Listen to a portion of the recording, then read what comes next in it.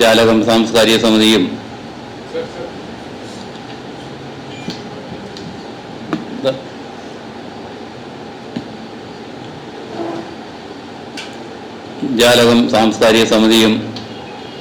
മലയാള news നെറ്റ്വർക്കും സംയുക്തമായി സംഘടിപ്പിച്ചിരിക്കുന്ന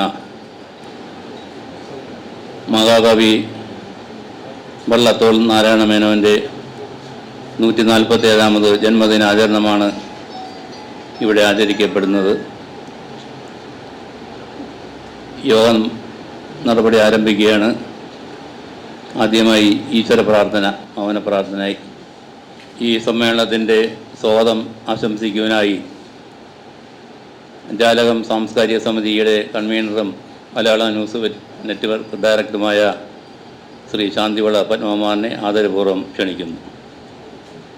ബഹുമാനപ്പെട്ട അധ്യക്ഷൻ, പ്രശസ്ത സാഹിത്യകാരൻ ശ്രീ ജോർജ് ഓണക്കൂർ സാർ, യോഗം ഔപചാരികമായി ഉദ്ഘാടനം ചെയ്യുന്ന ശ്രീ മുൻ MP കൂടിയായ പന്ന്യൻ രവീന്ദ്രൻ സാർ, മറ്റ് വിശിഷ്ട വ്യക്തികളെ, ജാലക സാംസ്കാരിക സമിതിയുടെ നേതൃത്വത്തിൽ മലയാള നെറ്റ്വർക്ക്സും ചേർന്ന് നടത്തുന്ന പരിപാടിയാണ് നമ്മുടെ വള്ളത്തോൾ നാരായണ മേനോൻ സാറിൻ്റെ 147ാം ജന്മദിനമാണ്. ഒക്ടോബർ 16-നായിരുന്നു.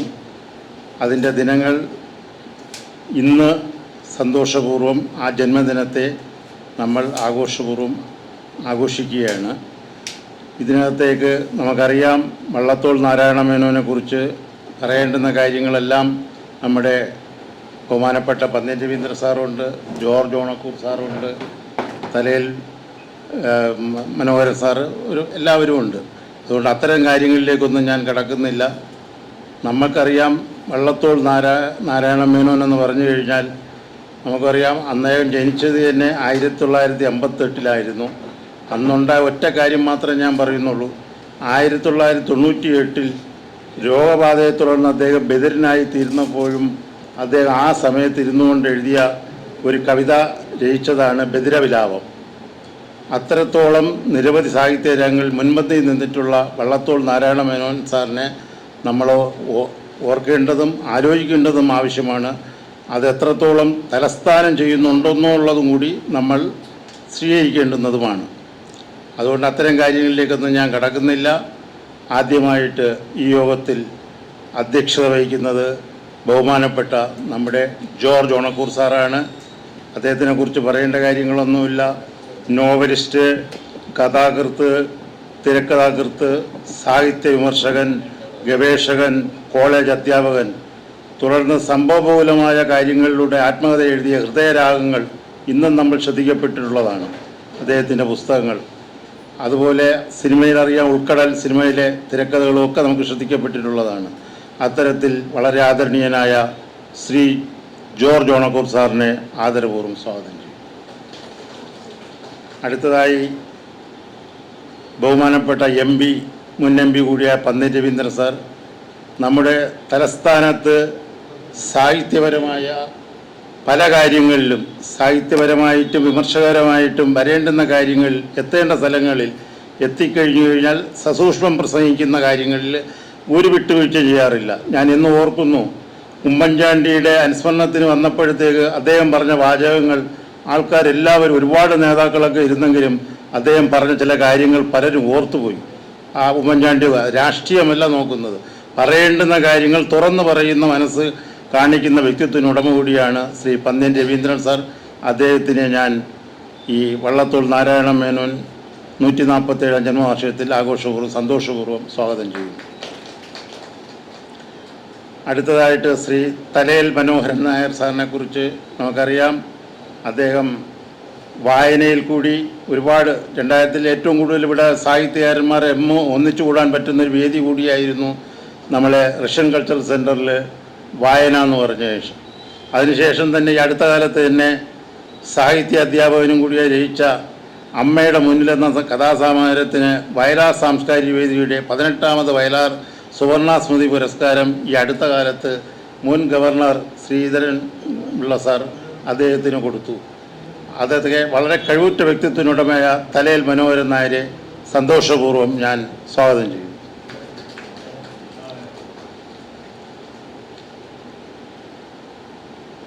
കൂടാതെ നമ്മുടെ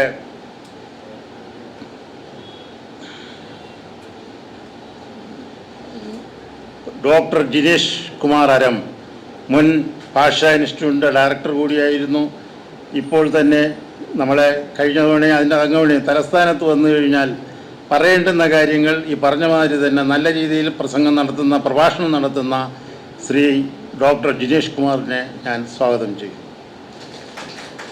പിന്നെ 2 പുസ്തകങ്ങൾ കൂടിയുണ്ട്. അതിനകത്ത് മാനേജിംഗ് ഡയറക്ടറുമായ ഡോക്ടർ എൻ പ്രതാപ് സാർ എഴുതിയ ഓർമ്മകളുടെ ഹൃദയസ്പന്ദനം എന്ന പുസ്തകം, അത് ജോർജ് ഓണക്കൂർ സാറിന് നൽകുന്നു. പക്ഷേ ഇന്ന് ഡയറക്ടർ കൂടിയായ ഡോക്ടർ എൻ പ്രതാപൻ സാർ വന്നിട്ടില്ല. അദ്ദേഹത്തിൻ്റെ ഭാര്യ ശ്രീ ഡോക്ടർ മഞ്ജു പ്രതാപ് ഇവിടെ എത്തിയിട്ടുണ്ട്. അദ്ദേഹത്തെ ഞാൻ സന്തോഷപൂർവ്വം സ്വാഗതം ചെയ്യുന്നു. ഡോക്ടർ കമാൽ എച്ച് മുഹമ്മദ് എഴുതിയ മുള്ളും നുള്ളും എന്ന പുസ്തകം ജോർജ് ഓണക്കൂർ സാറിന് സമർപ്പിച്ചുകൊണ്ട് ചെയ്യുന്നു. അദ്ദേഹത്തെയും ഞാൻ സ്വാഗതം ചെയ്യുന്നു. കൂടാതെ നമ്മുടെ ഈ പരിപാടിയിൽ എത്തിച്ചേർന്ന് വരുന്ന നമ്മുടെ ശരണ്യ, കൂടാതെ ഇതിന് കൃതജ്ഞത പറയുന്ന നമ്മുടെ അനത്താനൻ രാധാകൃഷ്ണൻ ഉൾപ്പെടെയുള്ള എല്ലാവരെയും സന്തോഷപൂർവ്വം എല്ലാവരെയും സ്വാഗതം ചെയ്യുന്നു. ഇത് നമ്മുടെ വള്ളത്തോൾ നാരായണ മേനോൻ്റെ 147ാം ജന്മദിനമാണ്. അതുകൊണ്ട് തന്നെ അത്തരത്തിൽ അർത്ഥപൂർണമായ കാര്യങ്ങളോടുകൂടി പറയുന്നതിന് വ്യക്തിത്വമുള്ള ആൾക്കാരാണ് പന്ന്യൻ രവീന്ദ്രൻ സാറും ശ്രീ ജോർജ് ഓണക്കൂർ സാറും എന്നുകൂടി ഓർമ്മിച്ചുകൊണ്ട് ഈ വേദിയിൽ എത്തിച്ചേർന്ന എല്ലാവരെയും സഹർഷം സ്വാഗതം ചെയ്തുകൊണ്ട് നിർത്തുന്നു. നന്ദി, നമസ്കാരം. അധ്യക്ഷ സ്ഥാനത്ത് ഡോക്ടർ ജോർജ് ഓണക്കൂർ സാറിനെ ക്ഷണിക്കുന്നു.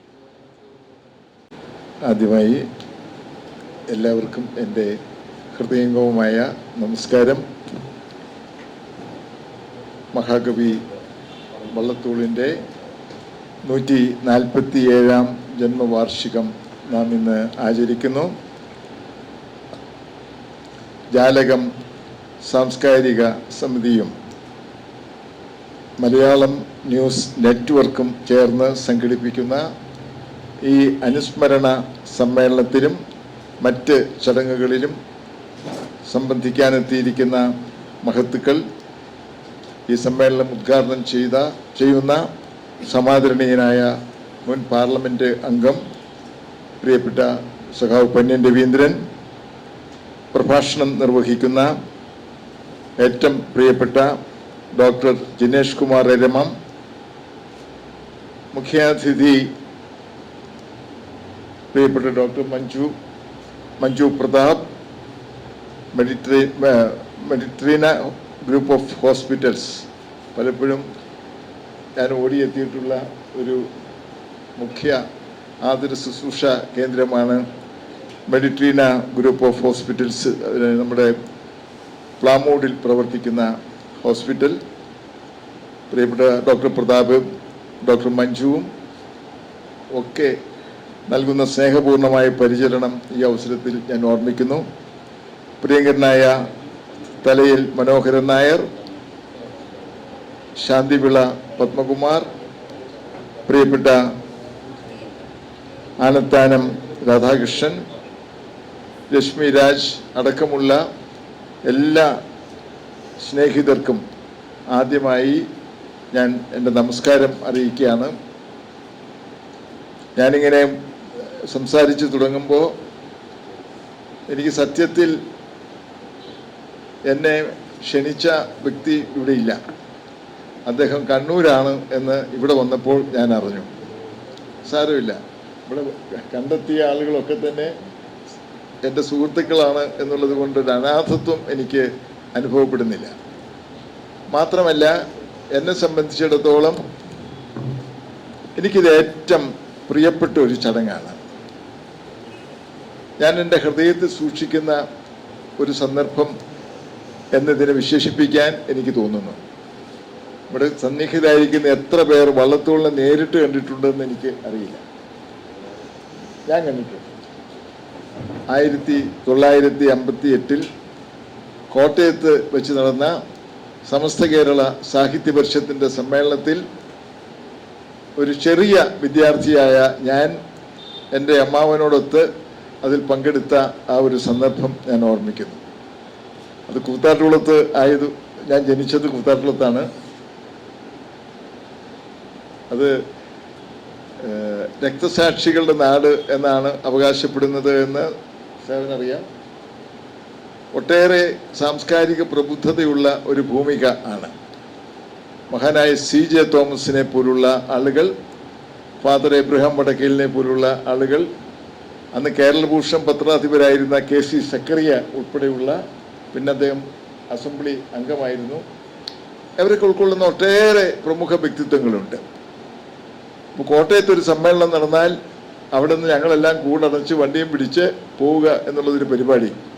അവരൊക്കെ പോകുന്ന കൂട്ടത്തിൽ കയറിപ്പറ്റി ഞാനും കോട്ടയത്തെത്തി മഹാകവി വള്ളത്തോളിനെ കണ്ടിട്ടുണ്ട് എന്നുള്ളത് എൻ്റെ ഒരു അഭിമാനമാണ് എന്ന് ഞാൻ പറയുന്നു. പിന്നെ കോളേജ് ക്ലാസ്സുകളിൽ വന്നപ്പോൾ വള്ളത്തോളിനെ പഠിച്ചു. അധ്യാപകനായി മാറിയപ്പോൾ വള്ളത്തോളിനെ പഠിപ്പിക്കാനും ഉള്ള ഒരു സൗഭാഗ്യം ഉണ്ടായി എന്നുള്ളത് ഈ അവസരത്തിൽ ഞാൻ ഓർമ്മിക്കുകയാണ്. 3 കവികളെ ചേർത്താണ്, ഞാൻ അധികം ദീർഘമായിട്ട് സംസാരിക്കില്ല, എങ്കിലും പറയേണ്ടത് പറയണമല്ലോ. 3 കവികളെ ചേർത്താണ് നമ്മൾ ചരിത്രത്തിൽ, കാവ്യചരിത്രത്തിൽ അടയാളപ്പെടുത്തുന്നത്. കവിത്രയം എന്ന് നമ്മൾ പറയും.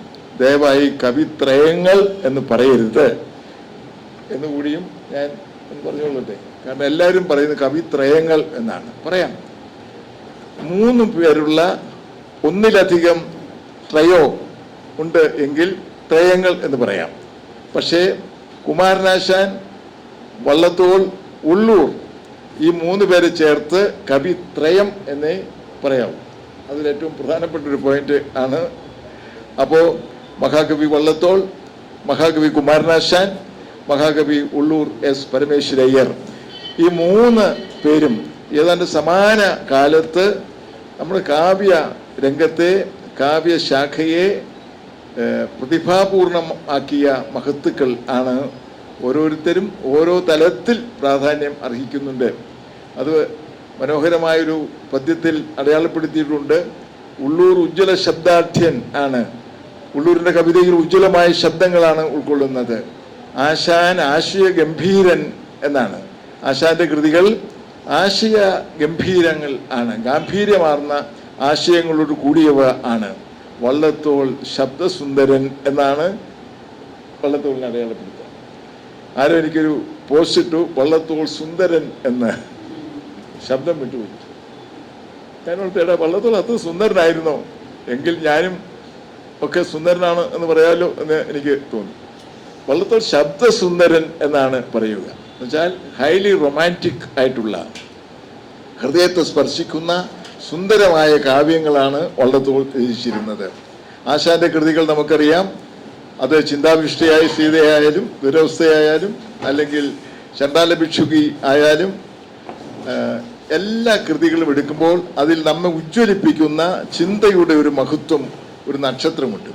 അതുകൊണ്ടാണ് ജോസഫ് മുണ്ടശ്ശേരി കുമാരനാശാനെ വിശേഷിപ്പിച്ചത് വിപ്ലവത്തിന്റെ ശുക്ര നക്ഷത്രം എന്ന് ആണ്. ഉള്ളൂരിനെ പലപ്പോഴും നമ്മൾ മറന്നു പോകുന്നുണ്ട്. അടിയൻ ഇനിയുമുണ്ടാം ജന്മമെന്നാൽ അടിമുതൽ മുടിയോളം നിന്നിലാകട്ടെ തായേ എന്ന് പ്രാർത്ഥിച്ച കവിയാണ് ഉള്ളൂർ S പരമേശ്വരയ്യർ. അടിയന് ഇനിയുമുണ്ടാം ജന്മമെന്നാൽ അടിമുതൽ മുടിയോളം നിന്നിലാകട്ടെ തായേ, ഉമാകേരളം എഴുതിയ മഹാകവി ഉള്ളൂർ S പരമേശ്വരയ്യരുടെ പ്രാർത്ഥനയാണ്. മോശമാണോ കവി? അല്ല. വള്ളത്തോൾ നാരായണ മേനോൻ, നമ്മളിപ്പോൾ 147ാമത്തെ ജന്മവാർഷികം ആഘോഷിക്കുന്ന മഹാകവി വള്ളത്തോൾ. എന്താ വള്ളത്തോളിന്റെ പ്രത്യേകത? ഞാൻ മറ്റൊരു മാറ്റി നിർത്തിയിട്ട് പറയുകയാണ്, കാരണം ഇതാണുള്ള വിഷയം. ശരിക്കും പറഞ്ഞാൽ ഈ 3 പേരെ കുറിച്ചും ഒരു പഠനം, ഒരുമിച്ച് ഈ മഹത്തുക്കളുടെ, മഹാകവികളുടെ സംഭാവന എന്ത് എന്നുള്ളതിനെ കുറിച്ചൊരു പഠനം ശരിക്കും പറഞ്ഞാൽ ജാലം സാംസ്കാരിക വേദിയോ അല്ലെങ്കിൽ മലയാളം ന്യൂസോ നടത്തേണ്ടതാണ് എന്നെനിക്ക് തോന്നുന്നു. അല്ലെങ്കിൽ ലാംഗ്വേജ് ഇൻസ്റ്റിറ്റ്യൂട്ട് നടത്താം, ആർക്കും നടത്താം. പക്ഷെ ഇനിയും കൂടുതൽ കൂടുതൽ പഠിക്കേണ്ട, അറിയേണ്ട മഹാകവികളാണ് ഈ 3 പേരും എന്നാണ് എനിക്ക് തോന്നുന്നത്. ഏറെക്കുറെ സമാന വിഷയകമായ കാവ്യങ്ങളും അവർ രചിച്ചിട്ടുണ്ട്. ഉള്ളൂരിൻ്റെ പിങ്കള എന്ന കാവ്യം, ആശാന്റെ കരുണ എന്ന കാവ്യം, അതുപോലെ മഹാകവി വള്ളത്തോളിൻ്റെ മഗ്ദലന മറിയം എന്ന കാവ്യം. ഇത് മൂന്നും ഇങ്ങനെ പറയാൻ പാടില്ല ഈ കാലത്ത്, എങ്കിലും സ്ത്രീ വിഷയകമാണ് എന്ന് പറഞ്ഞാൽ ശരിയായി എന്നെനിക്ക് തോന്നുന്നു. അതൊരു സമൂഹത്തിൽ ഒറ്റപ്പെട്ടു പോകുന്ന, മാറ്റി നിർത്തപ്പെടുന്ന, പാപിനി എന്ന് മുദ്ര കുത്തപ്പെടുന്ന 3 സ്ത്രീകളുടെ ജീവിത അവസ്ഥകളാണ് അവതരിപ്പിക്കുന്നത്. കരുണയിൽ ആശാൻ വാസവദത്തയെ, പിങ്കളയിൽ പിങ്കള എന്ന വനിതയെ, മഗ്ദലന മറിയത്തെ, പക്ഷെ അതിനകത്തൊരു എനിക്ക് ബൈബിൾ അറിയാവുന്ന ഒരാൾ എന്നുള്ള നിലയ്ക്ക് വള്ളത്തോളിന് സംഭവിച്ചു പോയ കുറ്റം എന്നല്ല ഞാൻ പറയുക, ഒരു ചെറിയ പാകപ്പിഴയുണ്ട്. കാരണം ബൈബിളിലൂടെയാണല്ലോ മഗ്ദലന മറിയത്തെ നമ്മൾ അറിയുന്നത്.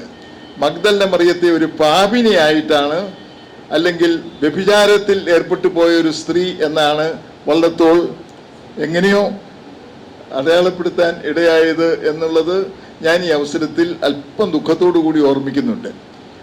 ഏതൊരു മാർപ്പാപ്പയ്ക്ക് പറ്റിയൊരു അബദ്ധമാണ് അത്. ഈ ദൈവത്തെക്കാൾ സൂക്ഷിക്കേണ്ടത് ദൈവത്തെക്കുറിച്ച് പ്രസംഗിക്കുന്നവരെയാണ് എന്ന് പറയുന്നത് പോലെ, വ്യാഖ്യാനിക്കുന്നവരെയാണ് എന്ന് പറയുന്നത് പോലെ, ബൈബിളിൽ മഗ്ദലന മറിയം പാപിനി അല്ല. മഗ്ദലന എന്ന് പറയുന്നത് ക്രൈസ്റ്റ് ജനിച്ച ഗ്രാമത്തിന് തൊട്ടടുത്തുള്ള ഒരു ഗ്രാമമാണ്. ജനിച്ച ബെത്ലഹേമിലാണ്. ജീവിച്ച നസ്രത്ത് എന്ന ഗ്രാമത്തിന് തൊട്ട് അടുത്തുള്ള ഒരു ചെറു ഗ്രാമമാണ് മഗ്ദലന എന്ന് പറയുന്നത്. ഞാൻ അവിടെ പോയിട്ടുണ്ട്, അതുകൊണ്ട് എനിക്ക് ധൈര്യമായിട്ട് പറയാൻ സാധിക്കുന്നത്.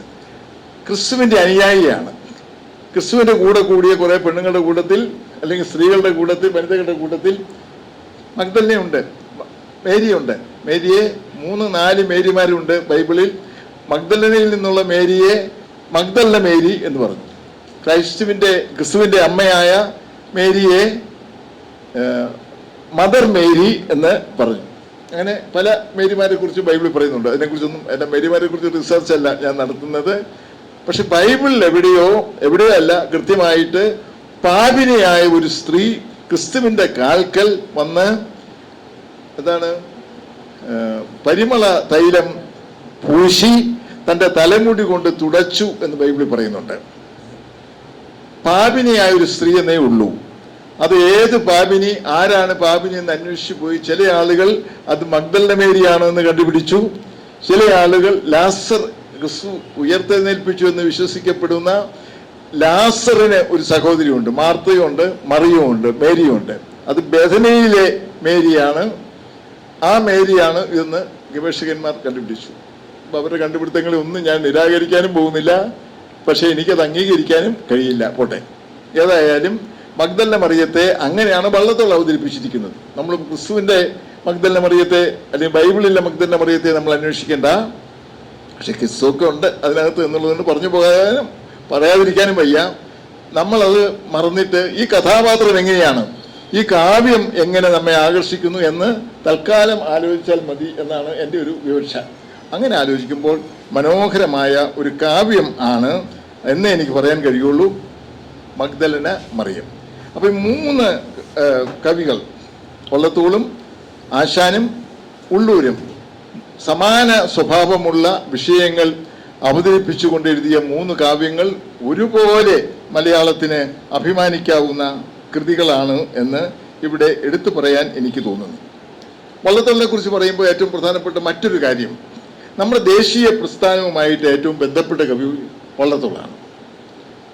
ഇന്ത്യയുടെ സ്വാതന്ത്ര്യ സമരവുമായിട്ട് ഏറ്റവും ബന്ധപ്പെട്ട കവിയാണ് വള്ളത്തോൾ.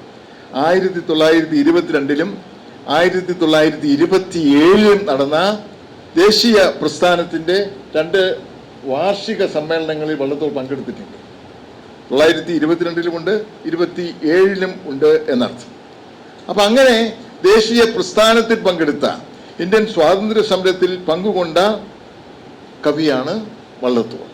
മാത്രമല്ല, ഇനി അവിടെ ഞാൻ ആശാനുമായിട്ട് കമ്പയർ ചെയ്യാൻ പോകുന്നില്ല, എല്ലാം അപകടം പിടിച്ച കാര്യങ്ങളാണ് പലപ്പോഴും പറയേണ്ടി വരുന്നത് എന്നുള്ളത് കൊണ്ട് മറച്ചു വയ്ക്കാനും പറ്റില്ല. എന്താണ്? 1922 ഇന്ത്യ സന്ദർശിച്ച വെയിൽസ് രാജകുമാരൻ അല്ലേ 2 കാര്യങ്ങൾ ചെയ്തു. എന്താണ്?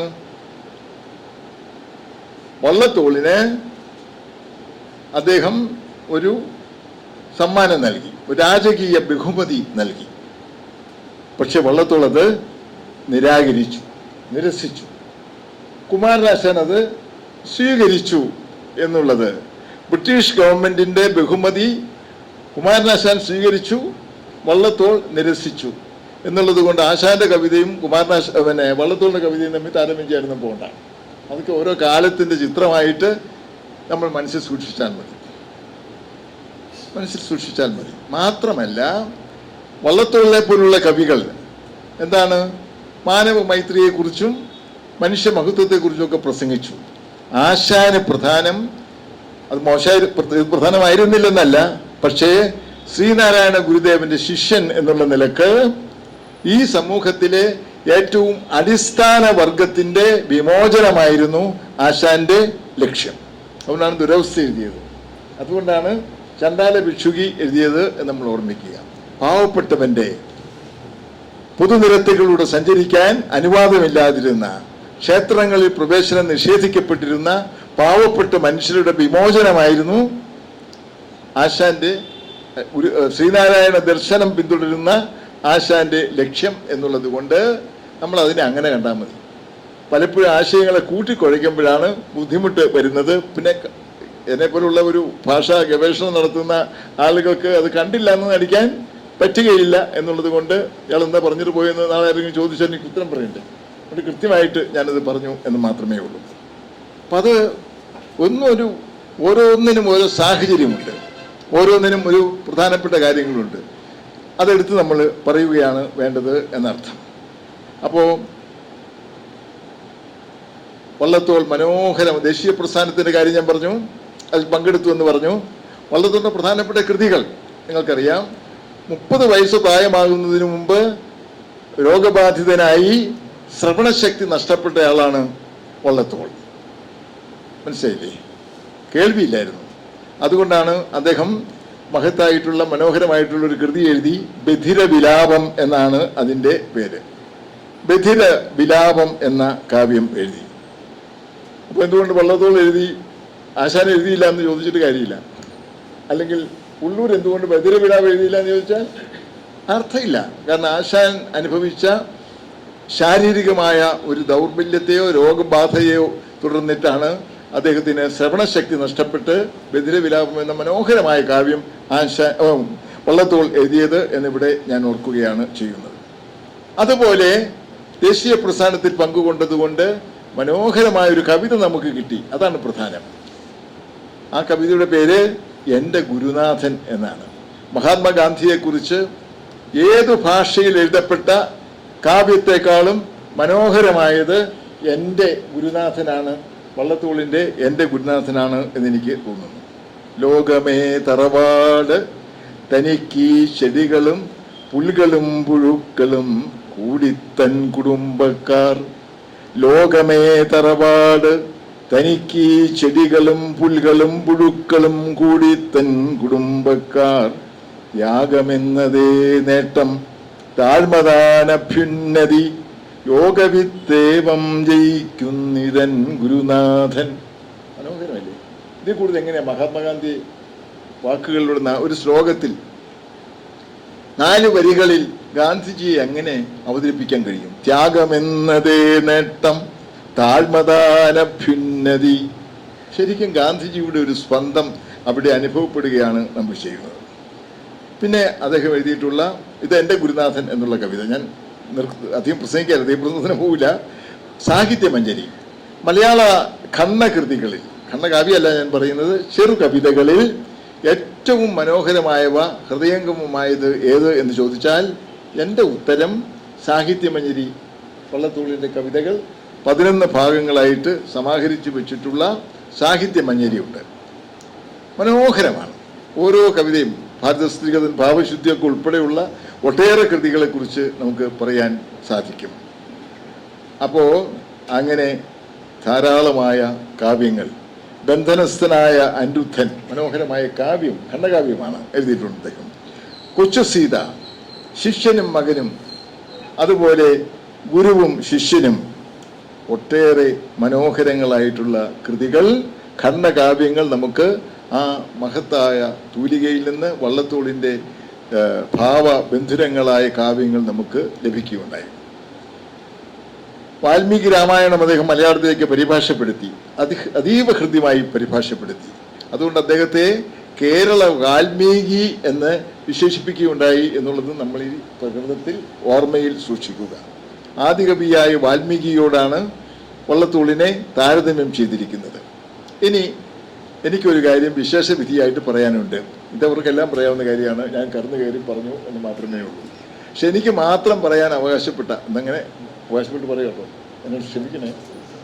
ഞാൻ മാർഗിയുടെ പ്രസിഡന്റാണ്. നമ്മുടെ തെക്കൻ കേരളത്തിൽ തലസ്ഥാന നഗരിയിൽ കഥകളി, കൂത്ത്, കൂടിയാട്ടം ഇവ പ്രോത്സാഹിപ്പിക്കുന്നതിന് പറയണ്ടേ, ഇത് നമ്മുടെ മാർഗിയുടെ കാര്യം പറയണ്ടേ, പ്രവർത്തിക്കുന്ന സംഘടനയാണ് മാർഗി. മഹാന്മാരായിട്ടുള്ള ആളുകൾ അവരൊക്കെ ഒത്തുചേർന്ന് നടത്തിയിട്ടുള്ള പ്രവർത്തനങ്ങളുടെ ഫലമായി രൂപം കൊണ്ട തെക്കൻ കേരളത്തിൻ്റെ കലാപൂർണിമയുടെ പ്രതീകമാണ്, പ്രകാശനമാണ് മാർഗി. എൻ്റെ ഒരു അധ്യക്ഷനായിരിക്കാനുള്ള നിയോഗം ഇവരൊക്കെ കൂടി എൻ്റെ തലയിൽ ലഭിച്ചിട്ടുണ്ട്. വാസ്തവത്തിൽ കേരളത്തിൽ രാജകൊട്ടാരങ്ങളിലും ക്ഷേത്രങ്ങളുടെ വളപ്പുകളിലും ഒക്കെ ആടി അവതരിപ്പിച്ചിരുന്ന കഥകളി, കൂത്ത്, കൂടിയാട്ടം തുടങ്ങിയ ക്ഷേത്ര കലാരൂപങ്ങൾ, ടെമ്പിൾ ആർട്സ് എന്നാണ് ഇവയെ നമ്മൾ വിശേഷിപ്പിക്കുക. പലപ്പോഴും കുട്ടികളുടെ ഉത്സവങ്ങൾ, യുവജനോത്സവങ്ങളിൽ മാത്രം മത്സരമായി കണ്ട് ആനന്ദിക്കാൻ ഇടവന്നിട്ടുള്ള, അല്ലെങ്കിൽ പൗരാണികമായ ക്ഷേത്രങ്ങളിൽ മാത്രം ആടി കാണുവാൻ ഇടവന്നിട്ടുള്ള ഈ മലയാളത്തിൻ്റെ മഹത്തായ കലാരൂപങ്ങൾ, കഥകളി അല്ലേ, കൂത്ത്, കൂടിയാട്ടം. മലയാളത്തിലെ ഏറ്റവും വലിയ കവി ആരാന്ന് ചോദിച്ചാൽ കവികൾ ഒരാൾ പലരും വിട്ടുപോകുന്ന പേരാണ് മഹാനായ ഉണ്ണായി വാര്യരുടെ പേര്. നളചരിതം എഴുതിയ ഉണ്ണായി വാര്യർ. ഞാനൊക്കെ ആവേശത്തോടു കൂടി ക്ലാസ് മുറികളിൽ നിന്ന് പഠിച്ചതാണ് ഉണ്ണായി വാര്യരെ. ഈ കഥകളിക്ക് കേരളത്തിൽ ഒരു നവോത്ഥാനം ഉണ്ടാക്കി കൊടുത്തത് വള്ളത്തോൾ എന്ന ഏക വ്യക്തി ആണ്. അദ്ദേഹമാണ് കേരള കലാമണ്ഡലം സ്ഥാപിച്ചത്. തൃശ്ശൂരിൽ ചെറുതുരുത്തി കേന്ദ്രമാക്കി കേരള കലാമണ്ഡലം സ്ഥാപിച്ച് കഥകളിയുടെ റിവൈവൽ, അല്ലെങ്കിൽ എവിടെയെങ്കിലും ഒരു ഫോസിൽ ആയിട്ട് അല്ലേ, ഒരു പ്രാഗ്രൂപമായിട്ട് എന്തോ രൂപമായിട്ട് അവശേഷിക്കേണ്ട കഥകളിക്ക് ഒരു ജനകീയ സ്വഭാവം ഉണ്ടാക്കി ആ കലാരൂപത്തെ വളർത്തിയെടുക്കുന്നതിന് വളരെ അധികം പ്രയത്നം ചെയ്ത മഹാത്മാവ് ആണ് മഹാനായ വള്ളത്തോൾ നാരായണ മേനോൻ. ഒരു കവി എന്നുള്ള നിലയിൽ, ദേശീയ പ്രസ്ഥാനത്തിൽ പങ്കെടുത്ത മഹാവ്യക്തിത്വം എന്നുള്ള നിലക്ക് കേരളീയ കലാരൂപങ്ങളെ വളരെയേറെ അതിൻ്റെ വികാസത്തിൽ വലിയ സംഭാവനകൾ നൽകിയ മഹാപ്രതിഭ എന്നുള്ള നിലയ്ക്ക് ഒക്കെ നമ്മുടെ ആരാധ്യ പുരുഷനാണ്, ആരാധന അർഹിക്കുന്ന കവി ശ്രേഷ്ഠനാണ് മഹാകവി വള്ളത്തോൾ നാരായണ മേനോൻ. 70 വയസ്സുവരെ അദ്ദേഹം ജീവിച്ചിരുന്നുള്ളൂ. 1958 അദ്ദേഹം നമ്മെ വിട്ടുപോയി. ഇവിടെ ഇത് നമ്മളിപ്പോൾ ആചരിക്കുന്നത് അദ്ദേഹത്തിൻ്റെ 147-ാം ജന്മവാർഷികം ആണ്. ഈ കവികളെ ഇപ്പം എന്തിനാ വള്ളത്തോളിനെ, എന്തിനാ ഉള്ളൂരിനെ, എന്തിനാ കുമാരനാശാനെ, അല്ലെങ്കിൽ എന്തിനാ ചെങ്ങമ്പുഴയെ, എന്തിനാണ് ഇടപ്പള്ളിയെ, എന്തിനാണ് ഉണ്ണായി വാര്യരെ എന്നൊക്കെ തോന്നാം ഈ കാലത്ത്. ഇപ്പം അങ്ങനെയൊക്കെ തോന്നി തുടങ്ങുന്ന ഒരു കാലത്തേക്ക് നമ്മൾ എത്തിയിട്ടുണ്ട്. പക്ഷേ സാഹിത്യം എന്ന് പറയുന്നത്, കല എന്ന് പറയുന്നത് ഒരു നൈരന്തര്യമാണ്, ഒരു ജീവവൃക്ഷം പോലെയാണ്. It has N organic growth എന്ന് ഞാൻ പറയും. സാഹിത്യത്തിനൊരു ഓർഗാനിക് ഗ്രോത്ത് ഉണ്ട്. കാരണം അത് ഒരു പടുമുള പോലെ തറയിൽ നിന്ന് മുളച്ചു വരുന്നതല്ല. അതിനൊരു മണ്ണിൽ വേരുകളുണ്ട്. ആ വേരുകൾ മണ്ണിൽ ആഴ്ത്തി ഈ ചെടി ഇങ്ങനെ വളർന്ന് വരികയാണ്. ഇപ്പം ഈ കാലഘട്ടത്തിൽ ഇരുന്നുകൊണ്ട് നമ്മൾ നോവൽ എഴുതുന്നു, നമ്മൾ കഥ എഴുതുന്നു അല്ലേ? എഴുതുമ്പോൾ ഞാനിന്ന് പുറകാലത്തിൽ ഒരു കഥാകാരനായിട്ട് മാറുന്നതാണോ, ഒരു നോവൽ എഴുതുന്നതാണോ? അല്ല. എൻ്റെ പിന്നൊരു വലിയ ട്രഡീഷനുണ്ട്, മഹാപാരമ്പര്യം ഉണ്ട്. ആ പാരമ്പര്യത്തെ അറിയാതെ പറ്റില്ല. അപ്പം അതുപോലെ എഴുതണമെന്നല്ല, അതിനെ ആവർത്തിക്കണമെന്നല്ല. മലയാളത്തിലെ ഏറ്റവും മഹാനായ നോവലിസ്റ്റ് CB രാമൻപിള്ളയാണ് എന്ന് ഞാൻ പറയും. തർക്കമുണ്ടെങ്കിൽ തർക്കിച്ചോളൂ, കുഴപ്പമില്ല.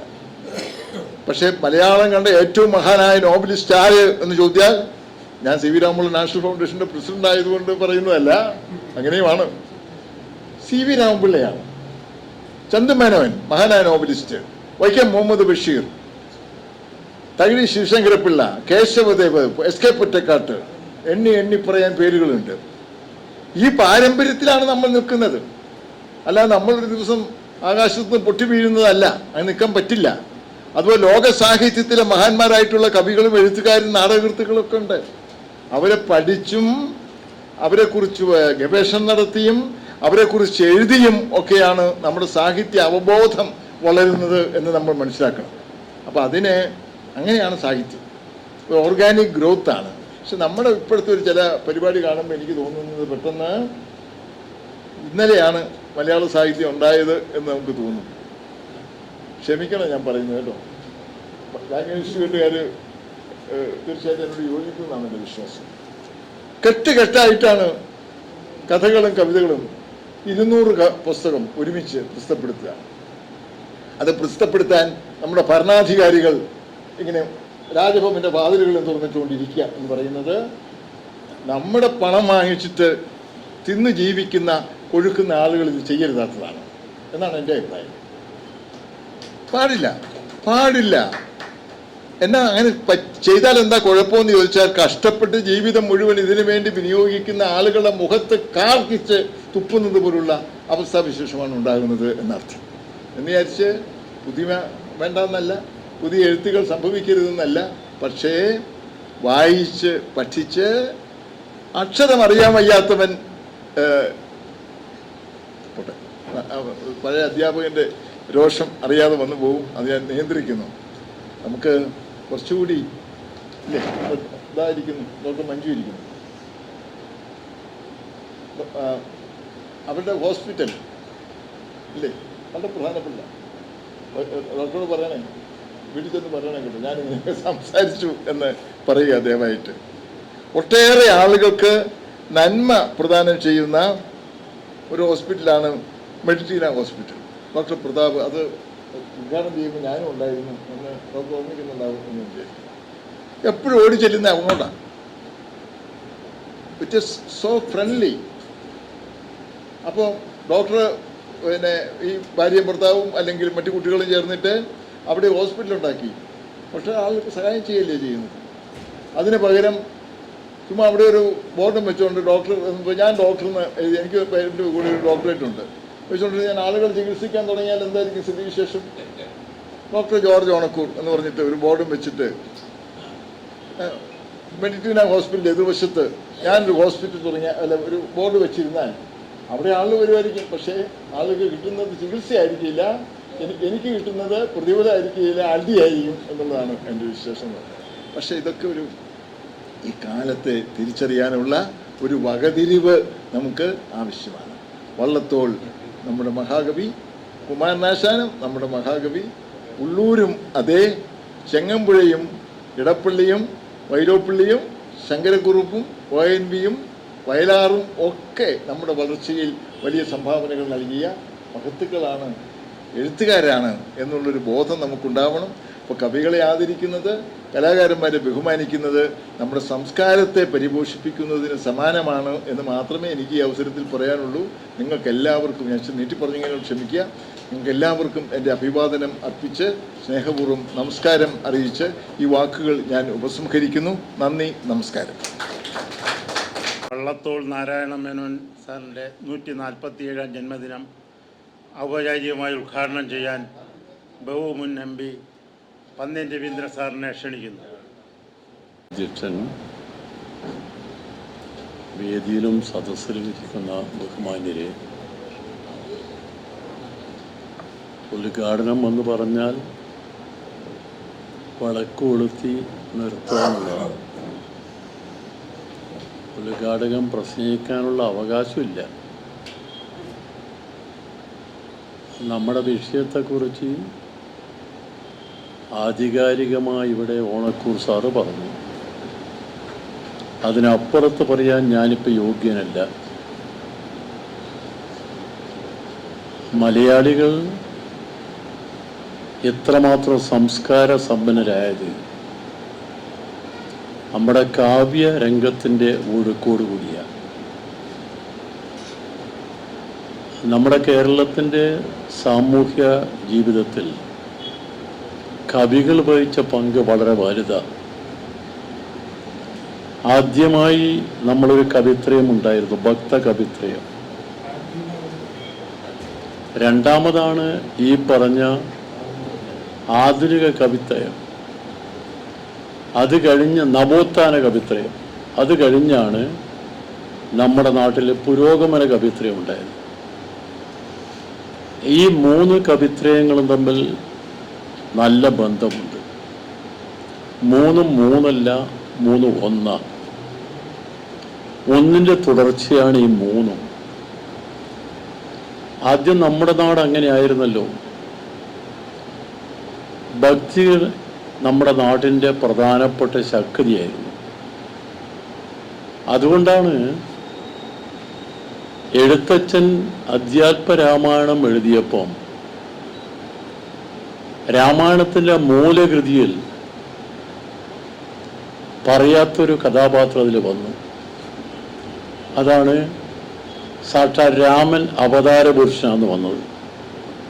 വാൽമീകി രാമായണത്തിൽ അവതാര പുരുഷനാന്ന് പറയുന്നില്ല രാമനെ കുറിച്ച്. അല്ലാതുമായി ബന്ധമുണ്ടോ? ഉണ്ട്. പക്ഷെ വാൽമീകി ഒരിക്കലൊന്നും പറഞ്ഞിട്ടില്ല. വാൽമീകിയും നാരദ മഹർഷിയും തമ്മിലുള്ള സംഭാഷണത്തിൽ ലോകത്തിലെല്ലാം തികഞ്ഞ ആരെങ്കിലും ഉണ്ടോ എന്നൊരു ചോദ്യം വന്നു. അപ്പോൾ അദ്ദേഹം പറഞ്ഞ് ഉണ്ടല്ലോ, അയോധ്യയിൽ രാമൻ എന്നൊരാളുണ്ട്, എല്ലാം തികഞ്ഞയാൾ. അപ്പൊ രാമായണത്തിന്റെ കഥ പറയുമ്പം ഈ അവതാരം ദശാവതാരത്തിന്റെ ഭാഗമാണ്. കാരണം മത്സ്യം, കൂർമ്മം, വരാഹം, നരസിംഹം, വാമനൻ, പരശുരാമൻ, ശ്രീരാമൻ, ബലരാമൻ, ശ്രീകൃഷ്ണൻ, കൽക്കി. ശരിയാ, നമ്മൾ അവതാരങ്ങൾ കൃത്യ. അവതാരത്തിൽ രാമൻ ഒരവതാരമാണ്. പക്ഷേ വാൽമീകി ഇതിൽ ചേർത്ത് രാമനെയും ചേർത്തു. അതുകൊണ്ട് മലയാളികൾക്ക് കാവ്യരംഗത്തുള്ള ഒരു വലിയ സിദ്ധി മലയാളികൾക്ക് ജന്മനായി ഉണ്ട്. ഇപ്പം അധ്യാപകനായ ഓണക്കൂർ സാറ് പറഞ്ഞല്ലോ, നമ്മളെല്ലാം ഇതിൻ്റെ ഒരു ഒഴുക്കിൻ്റെ ഭാഗമാണ്. അദ്ദേഹം പറഞ്ഞു വള്ളത്തോളിനെ കാണാനുള്ള ഭാഗ്യം ഉണ്ടായിരുന്നു. അപ്പോഴാണ് ഞാൻ ആലോചിക്കുന്നത്, അപ്പോൾ എനിക്കൊരു ഭാഗ്യമുണ്ട്, അദ്ദേഹത്തെ തൊടാനുള്ള ഭാഗ്യമുണ്ടായി. ഞാൻ ആദ്യമായി ചെറുപ്പത്തിൽ കോഴിക്കോട് നമ്മളെ മധു സാറ് വന്ന്, മലയാള സിനിമയിലെ ഏറ്റവും വലിയ നായകനായ മധു വന്നപ്പോൾ ഞാൻ മധുവിനെ കാണാൻ വന്നിട്ട്, അന്ന് ഞാൻ കൊച്ചല്ലേ, ആളുകളുടെ ഇടയിൽപ്പെട്ട നൂഴ്ന്ന് പോയിട്ട് മധുവിനെ തൊട്ട്. ഞാൻ സ്കൂളിൽ പോയി പിള്ളേരോട് പറഞ്ഞ് ഞാൻ മധുവിനെ കണ്ടോ? കണ്ട് ഞാൻ പറഞ്ഞു ഞാൻ തൊട്ട്. പിള്ളേരെല്ലാം എന്നെ തൊട്ട്. തൊട്ടയാളെ തൊടുക എന്ന് പറയുന്നൊരു സിദ്ധി ഉണ്ടാകുന്ന ഒരു കാലം ഉണ്ടായിരുന്നു. അതുപോലെ ഈ ഓണക്കൂർ സാറിൻ്റെ അടുത്തിരുന്നപ്പോൾ എനിക്കൊരു സിദ്ധി വരണമല്ലോ. ഞാൻ ആത്യന്തികമായ രാഷ്ട്രീയക്കാരനാണല്ലോ, പക്ഷെ നന്നായി വായിക്കും. അതിനുള്ളൊരു വായിക്കാനുള്ളൊരു സൗകര്യമുണ്ടായത് നമ്മളൊരു വലിയ അനുഗ്രഹമാണ്. അതിൽ ഓണക്കൂർ സാറിനെയും വായിച്ചു. അദ്ദേഹം ഇപ്പോഴും എഴുതിക്കൊണ്ടിരിക്കുന്നുണ്ട്, ദിവസേന നമ്മളെ വാട്സപ്പിൽ എഴുതിക്കൊണ്ടിരിക്കുന്നുണ്ട്. അപ്പം അത് നമ്മുടെ നാടിൻ്റെ നന്മയുടെ ഭാഗമാണ്.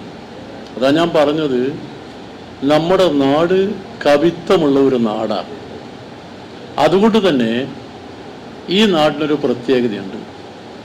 ഈ നാട് എല്ലാത്തിലും മുമ്പിലായിരുന്നു. ദേശീയ പ്രസ്ഥാനത്തിൻ്റെ കാലത്ത് കേരളം ഒരു വലിയ സംഭാവന നൽകി. ആ സംഭാവനയാണ് വള്ളത്തോൾ എന്ന് പറയുന്ന നമ്മുടെ കവി നൽകിയ വലിയ സംഭാവന. കാരണം കവികൾ ഒരുപാടുണ്ടായെങ്കിലും ഈ പറഞ്ഞ 3 കവികളുണ്ടല്ലോ, കവിത്രയം, ഈ 3 പേരും ഒരു വ്യത്യസ്തരല്ല. 3 പേരും ഒരുമിച്ച് നിൽക്കുന്ന ഒരു ഗ്രൂപ്പാണ് അവർ. 3 പേരും ഒന്ന് തന്നെ ഇപ്പോൾ എഴുതണം. ഇപ്പം ജോർജ് ഓണക്കൂർ സാർ എഴുതിയ നോവല് ഇപ്പം ഞാനും എഴുതണമെന്ന് വെച്ചാലോ അതിൻ്റെ പോലെ എന്താ കോപ്പിയടിയുന്ന കോപ്പിയടിയുള്ളൊരു നാടാ ഈ നാട്.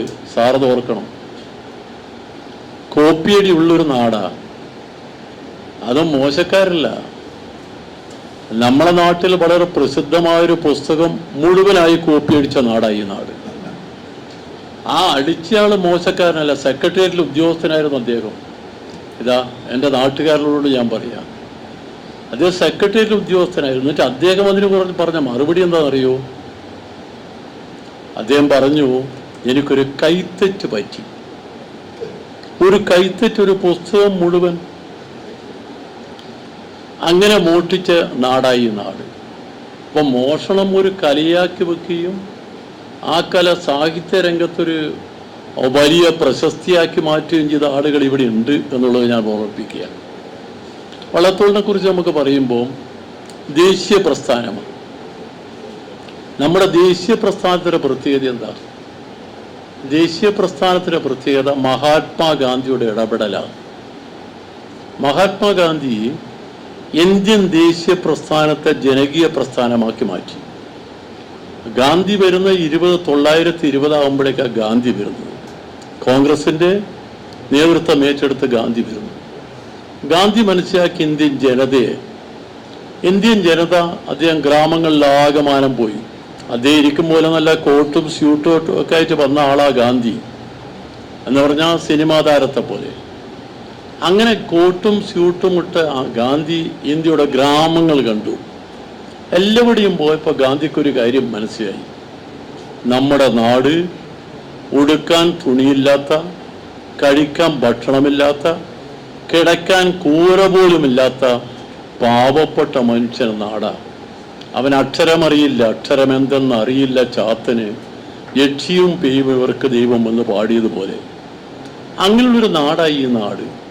ഈ നാടിനെ മാറ്റിയെടുക്കാൻ എന്താ വഴി? അപ്പൊ അദ്ദേഹം മനസ്സിൽ കണ്ട ഒരു വഴിയാണ്, അവർക്കെല്ലാം അക്ഷരമറിയില്ലെങ്കിലും ഭക്ഷണം കഴിച്ചില്ലെങ്കിലും ഒരു കാര്യത്തിൽ അവരെല്ലാം ഏകരൂപത്തിലാണ്. എന്താന്ന് പറയോ? വൈകുന്നേരമാകുമ്പോൾ വിളക്ക് വെച്ച് രാമനാമം ജപിക്കും.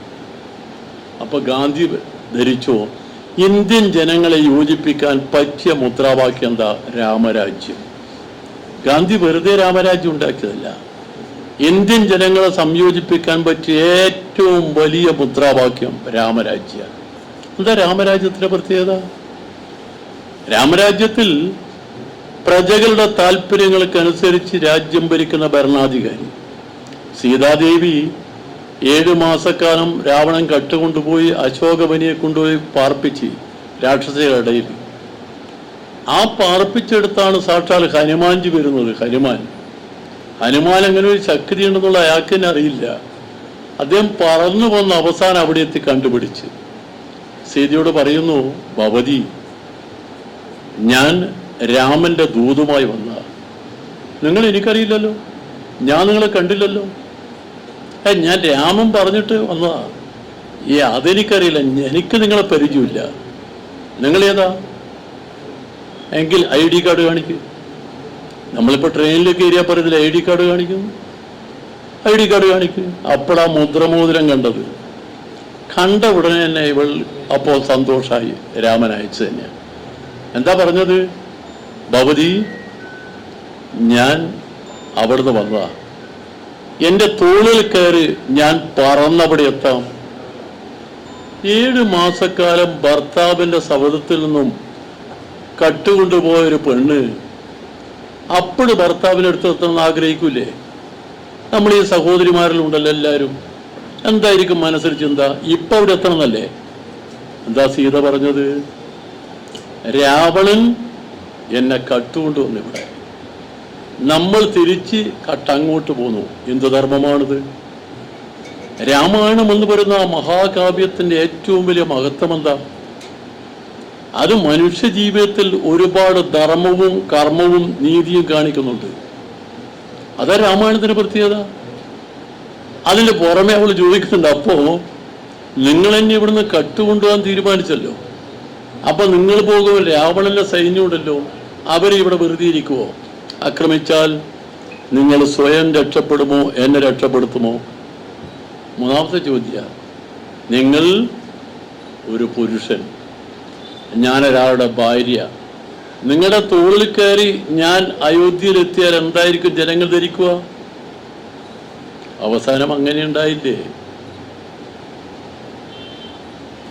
സീതയെ മോചിപ്പിച്ച് കൊണ്ടുപോകുന്ന അവസരത്തിൽ സീത പറഞ്ഞു, ഒരു കാര്യം, എനിക്കൊരു തീരുമാനം എടുത്തിട്ട് പോകണം. അഗ്നി കൂട്ട്, അതിൽ ഞാൻ ചാടട്ടെ. അഗ്നിയിൽ ചാടി പരിശുദ്ധിയായ സീത പോയതാ. ആ സീതാദേവിയാണ് ലക്ഷ്മണന്റെ കൂടെ പറഞ്ഞു വെച്ച രാമൻ. എന്താ? പ്രജകൾ തമ്മിലുള്ളൊരു സംസാരം. നമ്മളെ നാട്ടിലെ കുശുമ്പോറിയും പോലെ പറഞ്ഞതാ, ഓ നിന്റെ ഭർത്താവ്, നിന്റെ രാജാവ്, ആ രാജാവ് ആരോട് 7 മാസക്കാലം മറ്റോന്റെ കൂടെ പോയതാ ആ പെണ്ണ്, എന്നിട്ട് ആ പെണ്ണ് വെച്ചിരിക്കല്ലേ. നാട്ടുമ്പുറത്തൊരു സംസാരം. ആ സംസാരം കേട്ടിട്ടാണ്, ഒരു പ്രജ പറയുന്നത് കേട്ടിട്ടാണ് രാമൻ പറഞ്ഞത്, ഇവിടെ ഇപ്പൊ അയക്കണം കാട്ടിലേക്ക്. അവരുടെ ലക്ഷ്മണനോട്. ലക്ഷ്മണൻ പറഞ്ഞ എന്തിനാ? നാട്ടുകാർ പലതും പറയും, നോ, രാജ്യത്തിന്റെ ഇതുവരെ നടന്നു വന്ന ഏറ്റവും പ്രധാനപ്പെട്ട ഒരു തീരുമാനം.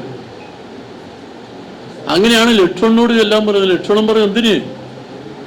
അപ്പോഴാണ് രാമൻ പറയുന്നത്, രാജകൽപ്പനയാ സ്വീകരിച്ചോളണം. രാജകൽപ്പന സ്വീകരിച്ചില്ലെങ്കിലോ കടുത്തു പോവും.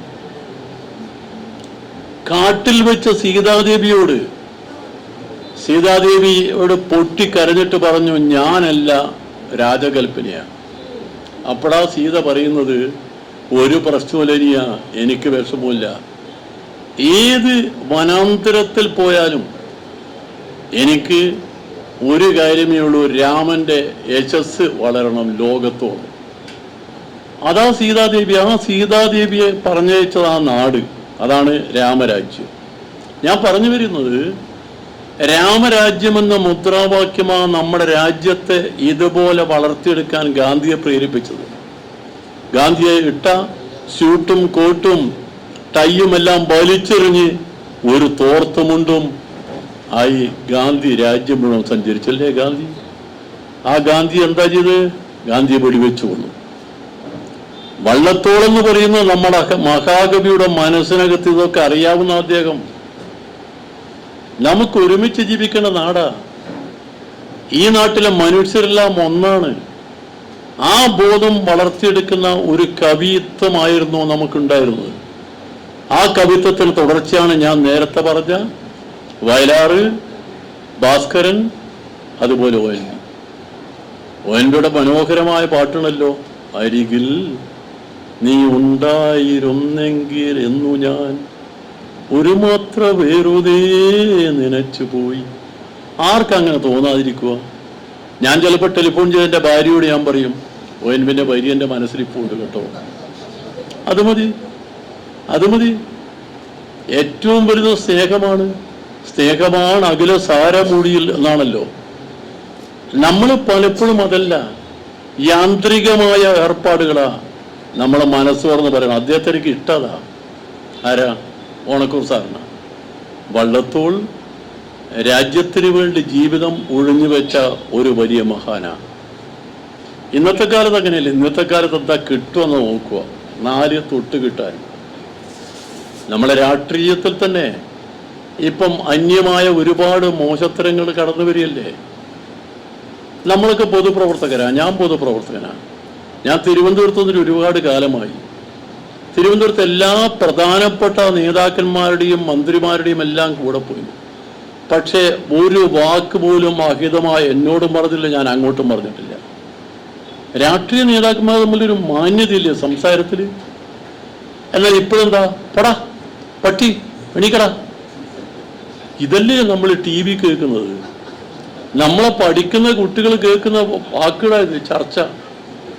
എത്ര മോശമാണ്. എന്നിട്ട് അവരൊക്കെ നാട്ടിൽ വലിയ നേതാക്കന്മാരും എന്ന് ഈ പറഞ്ഞ പട്ടി തണ്ടി. പിന്നെ ഈ ഞാൻ കഴിഞ്ഞ ദിവസം ഇതിനകത്ത് ചില ട്രോള് വരുന്നുണ്ട്. എന്താ അറിയോ? എന്താ അറിയോ? ഒരു പട്ടിയെ കാണിച്ചിട്ട് മോനെ, മനസ്സിലായാലും നിങ്ങൾക്ക് നാട്ടുപുറത്ത് പറയുന്ന നായിൻ്റെ മോനെ എന്നാ ഈ പട്ടി. നിങ്ങൾ നമ്മൾ ഈ ട്രോളൊക്കെ നമ്മൾ ചെറുപ്പക്കാര് നമ്മളെന്ത് നമ്മളെ മറന്നുപോയി, നമ്മളെന്ത് നമ്മുടെ നാടിൻ്റെ മാന്യത കൈപിടിഞ്ഞു പോയി.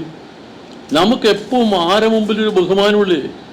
രാഷ്ട്രീയമായ ഒരുപാട് അഭിപ്രായ വ്യത്യാസം ഉണ്ടാവും. ഞാനും അസറും തമ്മിൽ രാഷ്ട്രീയമായി വലിയ അഭിപ്രായ വ്യത്യാസം CK പത്മനാഭനും ടി വി ചർച്ചയിലാണ്. ആ അഭിപ്രായ വ്യത്യാസത്തിൽ നമ്മൾ പറഞ്ഞു, ഞാൻ പറഞ്ഞു നിന്റെ പാർട്ടി എന്ന് പറഞ്ഞു ആരോട്, അസനോട്. നിന്റെ പാർട്ടി എന്ന് പറഞ്ഞ് നിർത്തും എനിക്ക് മനസ്സിലായി അപകടമായി. കാരണം നമ്മൾക്ക് മലബാറുകാർക്കറിയാം, നീ എന്ന് പറഞ്ഞാൽ സമപ്രായക്കാർക്ക് നീ എന്ന് വിളിക്കുക, നിങ്ങളെന്ന് വിളിച്ചാൽ ബഹുമാന. ഇവിടെ നീയും നിങ്ങളുമല്ല, ഇവിടെ വേണ്ട താങ്കൾ എന്നാണ്. ഞാൻ അപ്പം നിർത്തിയിട്ട് പറഞ്ഞു ക്ഷമിക്കണം താങ്കളുടെ പാർട്ടി. അസനപ്പം ചോദിച്ചു, ഇത് നായനാർ പറയുന്ന കാര്യമാണോ? അതെ. നായനാർ പറയുന്നതാണോ? പറയും പോലാണോ? ഞാൻ പറഞ്ഞു നായനാരാര്, ഞാനാര്? നായനാർ മഹാൻ, ഞാനൊരു പാവം. അതുപോലെ തന്നെ ടി വിയിൽ വന്നല്ലോ. ടി വിയിൽ വന്നപ്പോൾ എനിക്ക് അന്നാണ് ഏറ്റവും കൂടുതൽ ഫോൺ കോൾ വന്നത്. തിരുത്തി നന്നായി. ഇപ്പം അത്തരക്കാർ എന്താ ഇപ്പം കേൾക്കുന്നത്?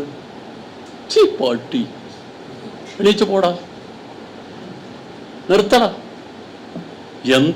എന്നാലും ഞാൻ ആലോചിക്കുന്ന നമ്മളെ ടി വിയിലെ മോഡറേറ്ററില്ലേ, ഈ മോഡറേറ്റർമാരില്ലേ, എന്താ അവരെ ജോലി മോഡറേറ്റർമാർ? ഞാൻ ഒരു ദിവസം ഒരു മോഡറേറ്ററായ ഒരു ലേഡിയോട് ഞാൻ ചോദിച്ചു, നിങ്ങളെന്താ? അപ്പോൾ റേറ്റിംഗ് കിട്ടും. എത്ര തെറി പറഞ്ഞു അതനുസരിച്ച് റേറ്റിംഗ് ആണെന്നാ. ഏത് ടി വിയിൽ റേറ്റിങ്ങിന് വേണ്ടി നാട്ടിലെ സംസ്കാരത്തെ കൊണ്ടുപോയി വിളിക്കുകയാണോ? എന്ത് സംസ്കാരം അത്? അതാണോ വള്ളത്തോൾ നമുക്ക് കാണിച്ചത്? അതാണോ നമ്മുടെ നാട്ടിലെ കവികളെല്ലാം എഴുതിയത്? നമ്മൾ പലവട്ടം ചിന്തിച്ചപ്പം നമ്മളെ മനസ്സിനകത്ത് ഈ കാൽപ്പനിക കാവ്യങ്ങളുടെ കാലമുണ്ടല്ലോ, ആ കാലത്ത് ചങ്ങമ്പുഴ കവിത എത്ര മനോഹരമാണ്. ഇന്ന് ആ വനത്തിലെ കാഴ്ച കാണാൻ എന്നെയും കൂടെ കൊണ്ടുപോകൂ എന്ന് പറയുമ്പോൾ എന്തൊരു മനസ്സിൽ എന്തൊരു മധുരമാണത്. എന്താ പറയുന്നത്? നിന്നെ ഒരിക്കൽ ഞാൻ കൊണ്ടുപോകാം, ഇന്ന് വേണ്ട ഓമലാളെ. ഇന്നത്തെ ചെറുപ്പക്കാർ എന്താ പറയുക? നിന്നെ ഞാൻ ഇപ്പോഴേ കൊണ്ടുപോകാം, ഇന്നോവ പിടിച്ചു വരാം ഓമലാളെ. ഇന്നോവയിൽ പോവാ. കാരണം വനത്തിലല്ലേ പോകുന്നത്, വനത്തിൽ കാഴ്ച കാണാനല്ലേ പോകുന്നത്. നമ്മളെ ധാർമ്മികത, നമ്മുടെ മനുഷ്യത്വം, നമ്മുടെ സ്നേഹബന്ധങ്ങൾ, നമ്മുടെ പൈതൃകത്തിൻ്റെ ഓർമ്മകളെല്ലാം നമ്മൾ കൈവിട്ടില്ലേ? ഞാൻ ചോദിക്കട്ടെ, എല്ലാം ക്ഷണിക വികാരമല്ലേ? അല്ലേ? കുടുംബ ബന്ധങ്ങളിൽ നമ്മൾ കാണിക്കേണ്ടത് എന്താ? കുടുംബ ബന്ധങ്ങളിൽ എന്താ കാണിക്കേണ്ടത്? പരസ്പര ബഹുമാനം ആണല്ലോ. ഒരു കല്യാണം കഴിച്ച ഭാര്യയും ഭർത്താവും തമ്മിലുള്ള ബന്ധമെന്ന് പറയുന്നത് അത് ജീവിതകാലം മുഴുവനുള്ള ബന്ധമാണ്, അല്ലേ? ഇപ്പോഴും ഞാൻ പലതുമുണ്ട്. ഇപ്പം നമ്മളെ ഈ സ്ത്രീധന സംവിധാനം ഇപ്പം തിരുവനന്തപുരത്ത് പഴയതുപോലെ അങ്ങനെയുള്ള ഇല്ലയെന്ന് എനിക്ക് തോന്നുന്നത്. എനിക്കറിയില്ല എന്താന്ന് കേട്ടോ. നമ്മുടെ നാട്ടിലൊന്നും ഉണ്ടായില്ല അങ്ങനെ. ഞാൻ എൻ്റെ 3 മക്കളെ കല്യാണം കഴിച്ചു കൊടുത്തു. 3 മക്കളെ കല്യാണം കഴിച്ചു കൊടുത്തല്ലേ 3 പെൺകുട്ടികളെ വീട്ടിൽ കൂട്ടിക്കൊണ്ടുവന്ന്. ഒരു പവൻ്റെ സ്വർണം കൂടുതലാരും കൊണ്ടുവരണമെന്ന് പറഞ്ഞു. ഒരാചാരവും ഇല്ല, ഒരു പ്രശ്നമില്ലല്ലോ കുടുംബത്തിൽ, ഒരു പ്രശ്നമില്ലല്ലോ. അപ്പം നമ്മൾ ജീർണ സംസ്കാരത്തിൻ്റെ ഭാഗമായി നമ്മൾ മാറിക്കൊണ്ടിരിക്കുകയാണോ പുതിയ കാലത്ത്? അതാണ് നമ്മളെ പുതിയ കാലത്ത്. വള്ളത്തോളിനെ പോലെ മഹാന്മാർ, ആശാനെ പോലുള്ള മഹാന്മാർ, ഉള്ളൂരിനെ പോലുള്ള ആളുകൾ, ONVയെയും വയലാറിനെയും അതുപോലെ P ഭാസ്കരനെയും പോലുള്ള കവികൾ നമ്മുടെ നാട്ടിൽ. P ഭാസ്കരൻ്റെ ആദ്യത്തെ എനിക്ക് നീലക്കുയിലെ പാട്ടില്ലേ, കായലരികത്ത് വലിയെറിഞ്ഞപ്പം വളകിലൂക്കിയ സുന്ദരി. നമ്മളൊക്കെ പോകുമ്പോൾ ഈ പെൺകുട്ടികളെ കാണുമ്പോൾ നമ്മൾ പറയും ഒരു ഞറുക്കിന് ചേർക്കണേ, അന്നങ്ങനെയാ, ഒരു ഞറുക്കിന് ചേർക്കണേ. നമ്മൾ മാപ്പിളപ്പാട്ടിൻ്റെ ശീല് കൂടി ചേർത്തുകൊണ്ട് ഭാസ്കരൻ മാഷ് എഴുതിയ പാട്ടാ പാട്ട്. അത് കഴിഞ്ഞ് നമ്മളിപ്പോൾ ഇവിടെ എത്തുന്നത്, ഞാൻ പറഞ്ഞു വരുന്നത് കൂടിപ്പോണ്ട, നിങ്ങളുടെ കൂടി കേട്ടിട്ട് നമുക്ക് വേറൊരു അവസരത്തിലാവാം. വള്ളത്തോളിനെ പോലെ ദേശീയ പ്രസ്ഥാനത്തിന് വേണ്ടി ബ്രിട്ടീഷുകാരനെ നമ്മുടെ നാട്ടിൽ നിന്ന് എന്നേക്കുമായി ഇല്ലാതാക്കാൻ വേണ്ടി നടത്തിയ ഐതിഹാസികമായ പോരാട്ടത്തിന് ഊർജം പകർന്ന നമ്മുടെ ദേശീയ സ്വാതന്ത്ര്യ സമരത്തിലെ പ്രധാനപ്പെട്ട കവിയാണെന്ന കാര്യം കൂടി മനസ്സിൽ വെക്കണം എന്നുകൂടി പറഞ്ഞുകൊണ്ട് ഈ ചടങ്ങ് ഞാൻ ഔപചാരികമായി ഉദ്ഘാടനം ചെയ്യുന്നു. കാരണം ഇത് പറയാൻ പറ്റിയ ആളുകളൊക്കെ ഇവിടെ ഇരിക്കുന്നുണ്ട്. അവരെ വെച്ച് ഞാൻ പിന്നെ ഉദ്ഘാടകം എന്ന് പറഞ്ഞാൽ വിളക്ക് കത്തിക്കേ വേണ്ടു. ഇപ്പം വിളക്കില്ലാത്തതുകൊണ്ടാണ് കുറച്ച് പറഞ്ഞു, ക്ഷമിക്കുക. ഈ പരിപാടി ഔപചാരികമായി ഉദ്ഘാടനം ചെയ്തു.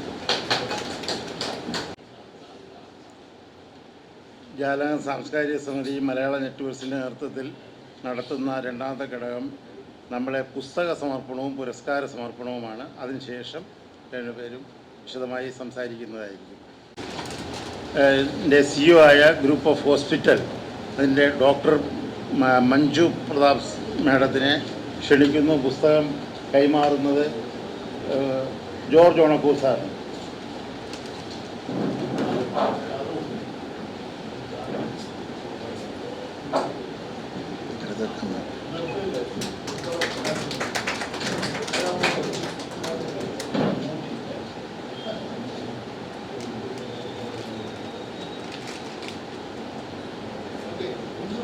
അടുത്തതായി ഡോക്ടർ കമാൽ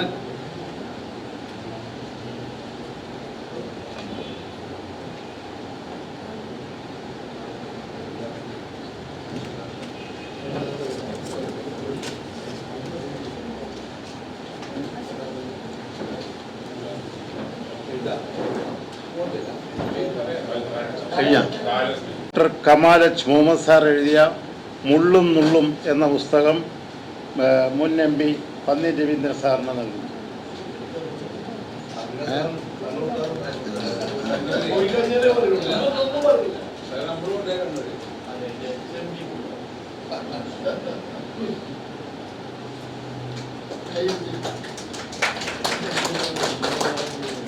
അടുത്തത് പുരസ്കാര സമർപ്പണമാണ്. അതിനേക്ക് വേണ്ടി ശരണ്യെ ക്ഷണിക്കുന്നു.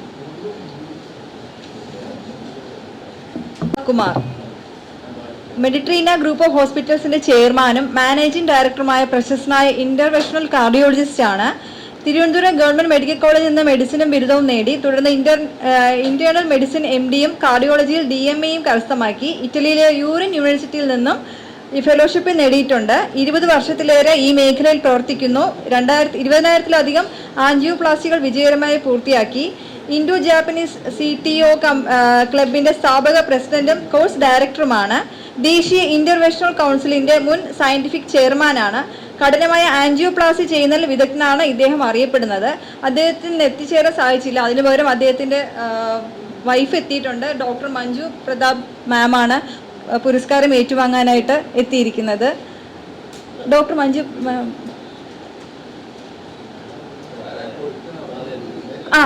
നമ്മുടെ പന്ന്യന്റെ മുൻ MP പന്ന്യൻ രവീന്ദ്രൻ സാറും ജോർജ് ഓണക്കൂർ സാറും ചേർന്ന്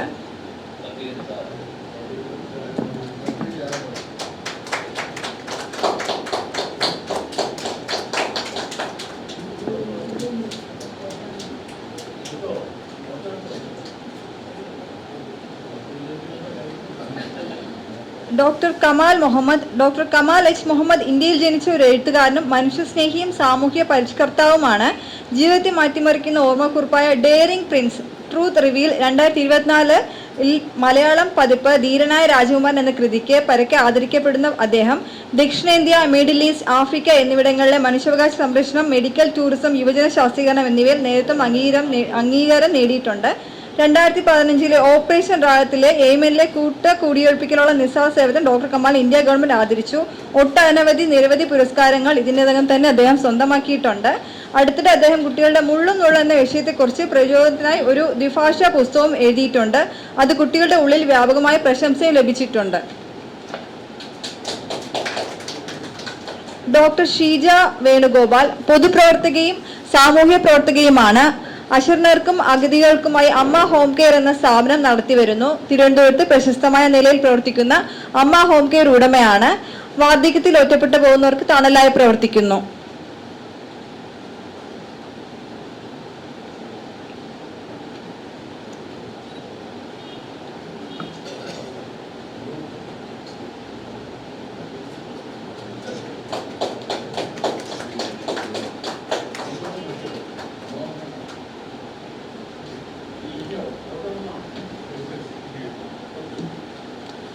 ഡോക്ടർ രഞ്ജിത്ത് രാജൻ, രഞ്ജിത്ത് ആംബുലൻസ്. നിരാലംബർക്കും സാധാരണക്കാർക്കുമായി കുറഞ്ഞ നിരക്കിൽ ആംബുലൻസ് സർവീസ് നടത്തിവരുന്നു. സാമൂഹ്യ സേവന രംഗത്തെ ഉദാത്ത മാതൃകയാണ് രഞ്ജിത്ത്. വാഹന അപകടത്തിൽപ്പെട്ട നിരവധി പേരെ പ്രതിഫലിച്ചില്ലാതെ രഞ്ജിത്ത് സഹായിച്ചിട്ടുണ്ട്.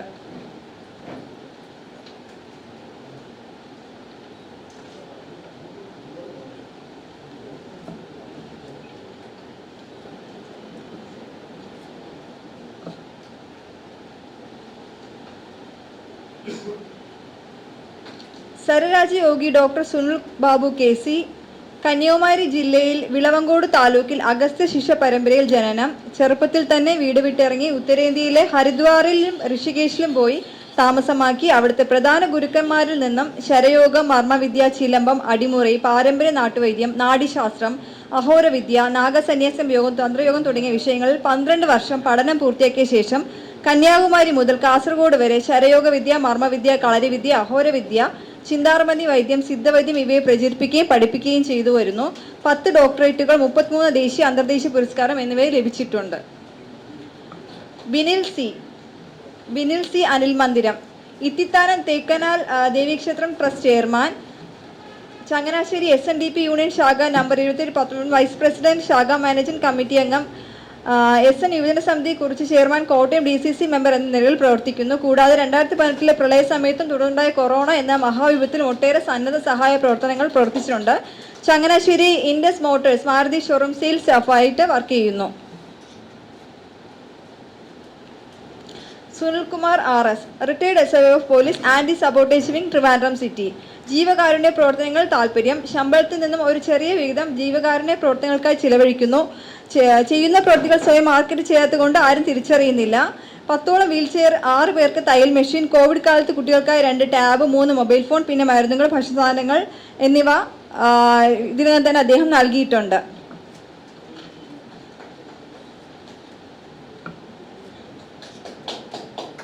Sunitha Baiju, masters athlete meet കേരളത്തിന് വേണ്ടി ഹാമർ ത്രോയിലും ഡിസ്ക് ത്രോയിലും ഷോട്ട് പുട്ടിലും ജാവലിംഗ് ത്രോയിലും 4 മെഡലുകൾ കരസ്ഥമാക്കിയിട്ടുണ്ട്. അതുകൂടാതെ ചാരിറ്റി മേഖലയിലും പ്രവർത്തിച്ചു വരുന്നു.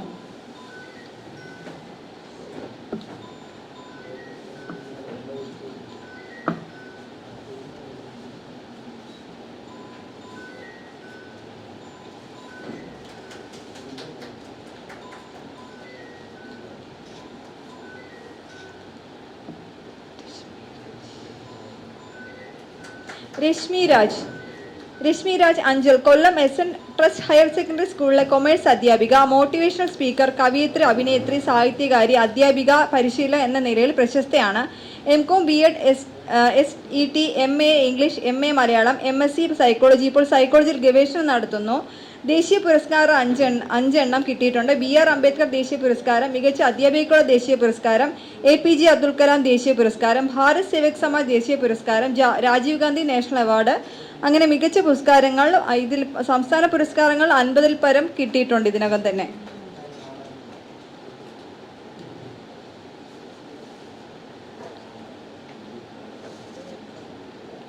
നൃത്തകല ST, നർത്തകിയും സാമൂഹ്യ പ്രവർത്തകയുമാണ്. നിരവധി അവാർഡുകളും നേട്ടങ്ങളും സ്വന്തമാക്കിയിട്ടുണ്ട്. പൊതുപ്രവർത്തകയും തിരുവനന്തപുരത്തിന്റെ സാംസ്കാരിക മണ്ഡലങ്ങളിൽ അറിയപ്പെടുന്ന വ്യക്തിത്വത്തിനുടമയുമാണ്.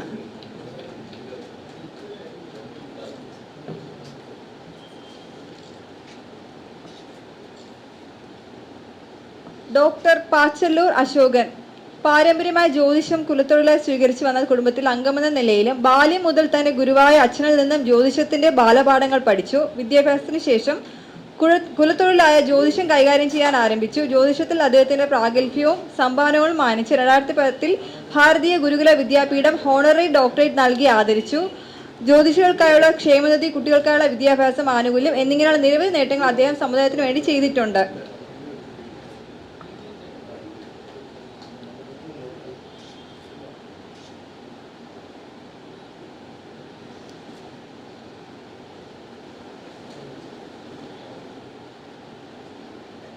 ഗ്രേസി സംരംഭകയും സാമൂഹ്യ പ്രവർത്തകയും ആഭരണ നിർമ്മാണത്തിനും വീട്ടിൽ നിർമ്മിച്ച വസ്തുക്കൾക്കും വേണ്ടിയുള്ള ചെറുകിട വ്യവസായം, സാമൂഹ്യ സേവനം, എന്നിവയിൽ തണൽ രക്താസന പുരസ്കാരം, മുഹമ്മദ് റാഫി ഫൗണ്ടേഷൻ സ്നേഹ ആദരവ്, പുലരി TV സമുദ്ര പുരസ്കാരം, സംസ്കൃത ദിവസ് പ്രതിഭാ പുരസ്കാരം എന്നീ പുരസ്കാരങ്ങൾ ഇതിനോടകം തന്നെ സ്വന്തമാക്കിയിട്ടുണ്ട്.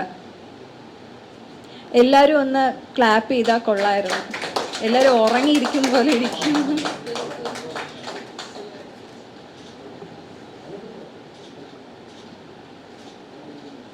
ഡോക്ടർ സീന മുരുകൻ, ഫിറ്റ്നസിലെ സിംഗപ്പെണ്ണ്. 9 വർഷമായി ഫിറ്റ്നസ് ട്രെയിനറായ ഭർത്താവ് മുരുകന്റെ ശിക്ഷണത്തിൽ നല്ലൊരു ലേഡി ഫിറ്റ്നസ് ട്രെയിനറായി. തുടർന്ന് 3 വർഷം മുൻപ് സ്ത്രീകൾക്ക് മാത്രമായി കടപ്പാക്കടയിൽ സ്വന്തമായി സ്മാർട്ട് ലേഡി ഫിറ്റ്നസ് ലോഞ്ച് എന്ന ഫിറ്റ്നസ് സെന്റർ തുടങ്ങി. അമിതവണ്ണം, നടുവേദന, ഷുഗർ, കൊളസ്ട്രോൾ തുടങ്ങിയ വിവിധ ആരോഗ്യ പ്രശ്നങ്ങളുമായി നിരവധി സ്ത്രീകളാണ് സ്മാർട്ട് ലേഡി ഫിറ്റ്നസ് ലോഞ്ചിൽ എത്തുന്നത്. ഇവിടുത്തെ ഫിറ്റ്നസ് പരിശീലനത്തിലൂടെ വിവാഹം കഴിഞ്ഞ് 14 വർഷം കഴിഞ്ഞവർ അടക്കം നിരവധി പേർ അമ്മമാരായി. ഇതിനോടകം നിരവധി പുരസ്കാരങ്ങൾ സ്വായത്തമാക്കിയിട്ടുണ്ട്.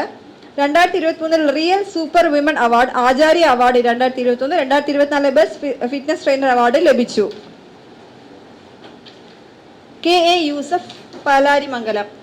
എഴുത്ത്, മാധ്യമ പ്രവർത്തനം, ജീവകാരുണ്യം, പിന്നെ പെങ്ങൾ നട്ട പൂക്കൾ കവിതാ സമാഹാരം എഴുതിയിട്ടുണ്ട് അദ്ദേഹം. പാലാരിമംഗലം ഗവൺമെന്റ് VHS സ്കൂളിലെ ചരിത്ര പുസ്തകം എന്ന പുസ്തകമായി പ്രസിദ്ധീകരിച്ചു ഈ പെങ്ങൾ നട്ട പൂക്കൾ.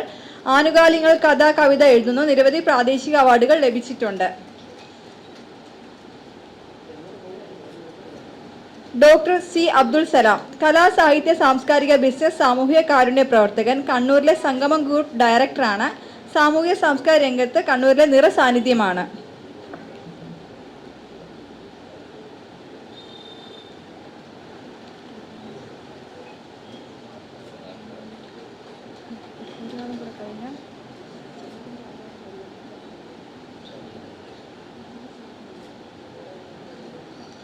സാർ പറഞ്ഞു ഇതിൽ എഴുതിയിട്ടില്ല. ഉണ്ടുണ്ട് പുരസ്കാരം വെച്ചിട്ടുണ്ട്.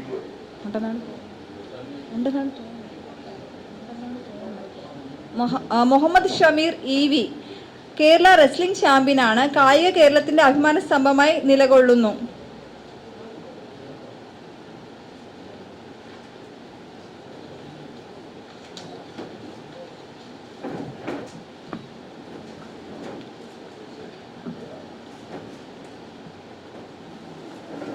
അടുത്തതായി നമ്മുടെ ആശംസാ പ്രസംഗം നടത്തുന്ന തലയിൽ മഹേശ്വരൻ സാറിൻ്റെ മേഖലകളിൽ കൂടിയും എല്ലാ സാഹിത്യകാരന്മാരുമായിട്ട് ഒന്നിച്ചു കൊണ്ടുപോകുന്നതിനുള്ള ശ്രമങ്ങൾ നടത്തിയിട്ടുള്ള തലയിൽ മനോഹരൻ നായരെ ക്ഷണിക്കുന്നു. ഉപകാരം നൽകി.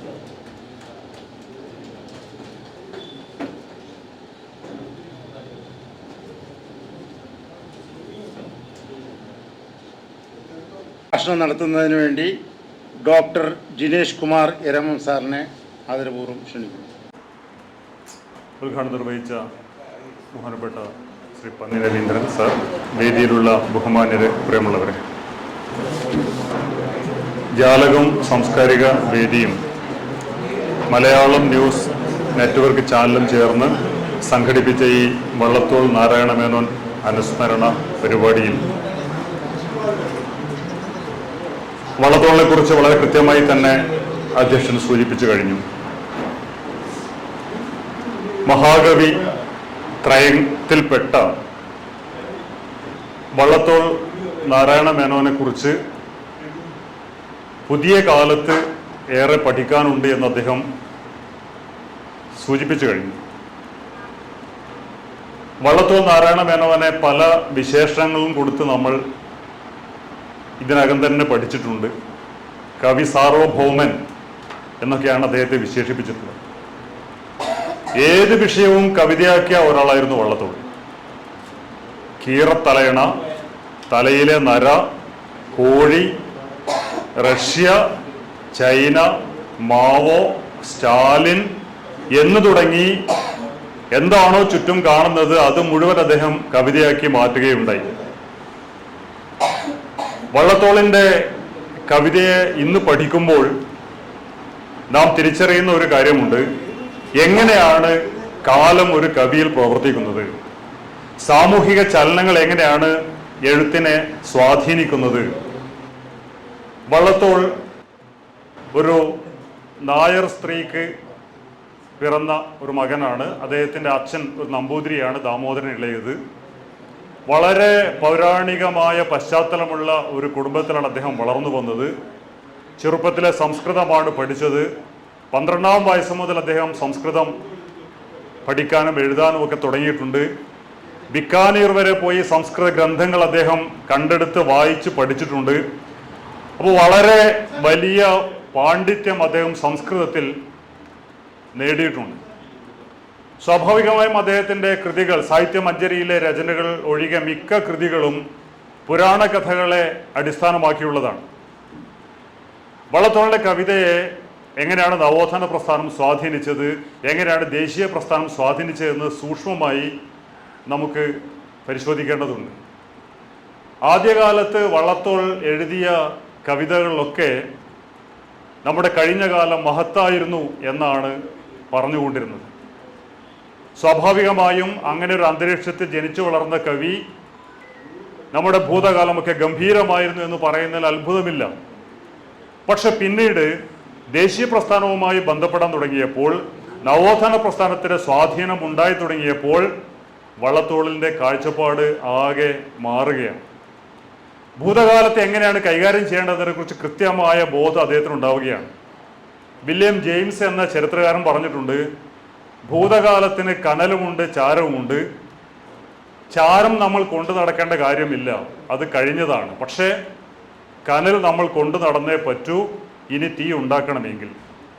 ഇതുപോലെ നമ്മൾ കടന്നു വന്ന ആ ഭൂതകാലത്തിന് നന്മയുമുണ്ട്, തിന്മയുമുണ്ട്. വള്ളത്തോൾ ആദ്യമൊക്കെ കരുതിയത് പഴയതെല്ലാം നല്ലതാണ് എന്നാണ്. പക്ഷെ പിന്നീട് അദ്ദേഹത്തിന് മനസ്സിലായി പഴയതെല്ലാം നല്ലതല്ല, പഴയതിൽ ചീത്തയുണ്ട്, പഴയതിൽ നല്ലതുണ്ട്. പഴയ കാലത്തിൻ്റെ നന്മയാണ് കൃഷി, പഴയ കാലത്തിൻ്റെ നന്മയാണ് ഗ്രാമീണത, പഴയ കാലത്തിൻ്റെ നന്മയാണ് ശ്വസിക്കാനുള്ള ശുദ്ധമായ വായു, കുടിക്കാനുള്ള ശുദ്ധമായ ജലം. പക്ഷെ പഴയ കാലത്തിൽ ഒരുപാട് തിന്മകളുണ്ട്. പഴയ കാലത്തിൻ്റെ തിന്മകളാണ് ജാതീയത, തൊട്ടുകൂടായ്മ തുടങ്ങിയവ, അസമത്വം എന്നത്.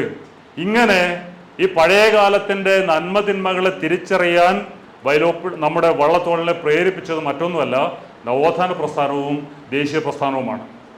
എങ്ങനെയാണ് അദ്ദേഹം ആദ്യകാലത്ത് ജാത്യഭിമാനം കൊണ്ടു നടന്നത് എന്നുള്ളതിന് അദ്ദേഹത്തിൻ്റെ ചില ആദ്യകാല കവിതകൾ ഉദാഹരണങ്ങളാണ്. ഒരു നായർ സ്ത്രീയും മുഹമ്മദീയനം എന്ന കവിത ആദ്യകാലത്ത് വള്ളത്തോൾ എഴുതിയിട്ടുണ്ട്. ഒരു അസൽ വർഗീയവാദിക്ക് മാത്രം എഴുതാൻ പറ്റുന്ന ഒരു കവിതയാണത്. ആ കവിതയിൽ പറയുന്നത്, ഒരു നായർ സ്ത്രീ വൈകുന്നേരം അമ്പലത്തിൽ പോവുകയാണ്. അപ്പോൾ ഒരു മുസ്ലിം എതിരെ വരുന്നു. ആ മുസ്ലിമിനെ വിശേഷിപ്പിക്കുന്നത് രാക്ഷസ രൂപൻ, യമനെയും തോൽപ്പിക്കുന്ന ഈ കരിമ്പൂതം എന്നൊക്കെയാണ് മുസ്ലിമിനെ വിശേഷിപ്പിക്കുന്നത്. ഈ നായർ സ്ത്രീയെ ഈ മുസ്ലിം ഉപദ്രവിക്കാൻ ശ്രമിക്കുന്നു, അവളെ കടന്നു പിടിക്കുന്നു. അപ്പോൾ അവൾ കയ്യിൽ കരുതിയ കത്തിയെടുത്ത് അയാളെ കുത്തിക്കൊല്ലുന്നു. ഇതാണ് കവിത. ഒന്നാം തരം വർഗീയവാദിക്കല്ലാതെ യഥാർത്ഥത്തിൽ അങ്ങനെ ഒരു കവിത എഴുതാൻ സാധിക്കില്ല. എന്നു മാത്രമല്ല, ആ നായർ സ്ത്രീയെക്കുറിച്ച് കവി പറയുന്നത് എങ്ങനെയാണ്, സുവദന ശശിധൻ വിശേഷ തേജസ് ഇവൾ നായർ നദാംഗി എന്ന് ചൊല്ലിയെന്നാണ്. എന്ന് പറഞ്ഞാൽ അവൾ ഒരു നായർ സ്ത്രീയാണെന്ന് അവളുടെ മുഖ തേജസ് വിളിച്ചു പറഞ്ഞു എന്നാണ്. എന്ന് പറഞ്ഞാൽ അവളുടെ മുഖം കണ്ടാൽ തന്നെ ഒരു നായർ സ്ത്രീയാണെന്ന് മനസ്സിലാവും. എങ്ങനെയാണ് ഒരു മനുഷ്യന്റെ മുഖം കണ്ടാൽ അയാൾ നായർ സ്ത്രീയാണെന്ന് മനസ്സിലാവുക? അപ്പൊ ഇത്രമാത്രം ജാത്യഭിമാനം കൊണ്ടു നടന്ന ഒരു കവിയായിരുന്നു വള്ളത്തോൾ. മാത്രമല്ല, ഇത്രമാത്രം മതവിദ്വേഷം അക്കാലത്ത് അദ്ദേഹത്തിന് ഉണ്ടായിരുന്നു. അതുകൊണ്ടാണ് ഒരു മുസ്ലിമിനെ കണ്ടയുടൻ ഇത് ഹിന്ദു സ്ത്രീകളെയൊക്കെ ആക്രമിക്കുന്ന ആളാണ്, ഇത് രാക്ഷസനാണ് എന്ന് അദ്ദേഹത്തിന് തോന്നിയത്. പക്ഷെ അതേ വള്ളത്തോൾ ദേശീയ പ്രസ്ഥാനവുമായി ബന്ധപ്പെട്ടതിന് ശേഷം, നവോത്ഥാനവുമായി ബന്ധപ്പെട്ടതിന് ശേഷം ഈ ജാതിക്കെതിരെ എങ്ങനെയാണ് പ്രതികരിച്ചത് നമുക്കറിയാം. ജാതിയെ അതിശക്തമായി അദ്ദേഹം പിൽക്കാലത്ത് വിമർശിക്കുകയാണ്. ഒരു തോണിയാത്ര എന്ന കവിത വളരെ പ്രശസ്തമാണല്ലോ. അതിൽ അദ്ദേഹം പറയുന്നുണ്ട്, ഭയാനകം ഹാ സ്മൃതി വാക്യഘോഷം ജാതിപ്പിശാചിൻ പ്രചുരാട്ടഹാസം. നമ്മുടെ സ്മൃതികളൊക്കെ, അതിൻ്റെ അട്ടഹാസമൊക്കെ ഈ ജാതി പിശാചിൻ്റെതാണ് എന്ന് അദ്ദേഹം പറയുന്നു. ജാതിഹ നരകത്തിൽ നിന്ന് പൊന്തിയ ശബ്ദം, പാ തിന്നും പിശാചിന്റെ ഏട്ടിലെ 2 അക്ഷരം. അപ്പോൾ നരകത്തിൽ നിന്ന് പൊന്തുന്ന ശബ്ദമാണ് ജാതി എന്ന് പിന്നീട് അദ്ദേഹം പറയുന്നു. അതുപോലെ ഒരുപാട് അദ്ദേഹത്തിന്റെ വളരെ പ്രസിദ്ധമായ ശുദ്ധരിൽ ശുദ്ധൻ എന്ന കവിത, ഒരു നായരുടെ വീടിന് തീപിടിച്ചപ്പോൾ അത് കെടുത്താൻ ചെന്ന താണത് എന്ന് കരുതപ്പെടുന്ന ജാതിക്കാരോട് അദ്ദേഹം പറയുകയാണ്, നീറെങ്കിൽ നീറാവട്ടെ, എൻ്റെ വീട് കത്തുന്നെങ്കിൽ കത്തിക്കോട്ടെ, പക്ഷേ എൻ്റെ കിണർ തൊട്ട് അശുദ്ധമാക്കരുത്. വീട് കത്തിയാലും കുഴപ്പമില്ല, കിണർ തൊട്ട് അശുദ്ധമാക്കരുത് എന്ന് പറയുന്ന നായർ. എന്നിട്ട് അദ്ദേഹത്തെ പരിഹസിക്കുന്നു വള്ളത്തോൾ, നായരെ ഭവാൻ തന്നെ ശുദ്ധരിൽ ശുദ്ധൻ, വീട് പോയാൽ എന്ത്, അനർഘമാം ജാതിയെ രക്ഷിച്ചല്ലോ എന്നാണ്. വീട് പോകുന്ന പോയിക്കോട്ടെ, ഏതായാലും നിങ്ങളെ ജാതി രക്ഷപ്പെട്ടല്ലോ. ഇത്ര ശക്തമായി പരിഹസിക്കുന്നു.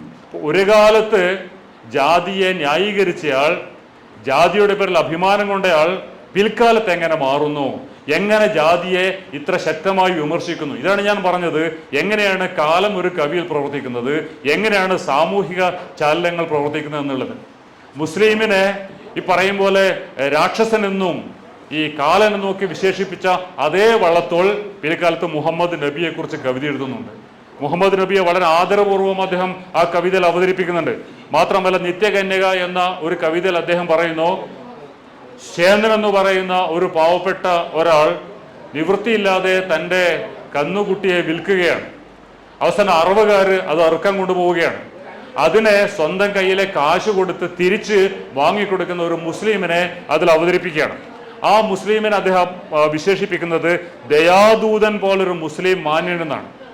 അപ്പോൾ ആദ്യകാലത്തുണ്ടായിരുന്ന മതവിദ്വേഷം എങ്ങനെയാണ് മറ്റു മതക്കാരോടുള്ള ആദരമായി തീർന്നതെന്ന് കൃത്യമായി ആ കവിതയിൽ നമുക്ക് കാണാൻ പറ്റും. അദ്ദേഹം മറ്റൊരു കവിതയിൽ പറയുന്നുണ്ട്, ഈ ഷാജഹാനും ജഗന്നാഥ് പണ്ഡിതരും ചെസ് കളിക്കുന്ന, ചതുരംഗം കളിക്കുന്ന ഒരു കാര്യമാണ് കവിതയിൽ പറയുന്നത്. അതിൽ പറയുന്നു, ഇന്ത്യയിൽ ഏതാദൃശ ക്രീഡകളിലെ മുസ്ലിം ഹിന്ദു മത്സരം എന്നത് അന്നുണ്ടായിരുന്നുള്ളൂ. ഗീതയിൽ ഖുറാൻ വായിച്ചവർ തൻ മക്കളില ദ്വൈത ഭാഷ്യത്തെ തീർത്തു, മതമേ മതമോ നീ. പഴയ കാലത്ത് ഹിന്ദുക്കളും മുസ്ലിങ്ങളും തമ്മിൽ ഒരു മത്സരവും ഉണ്ടായിരുന്നില്ല, ഒരു യുദ്ധവും ഉണ്ടായിരുന്നില്ല.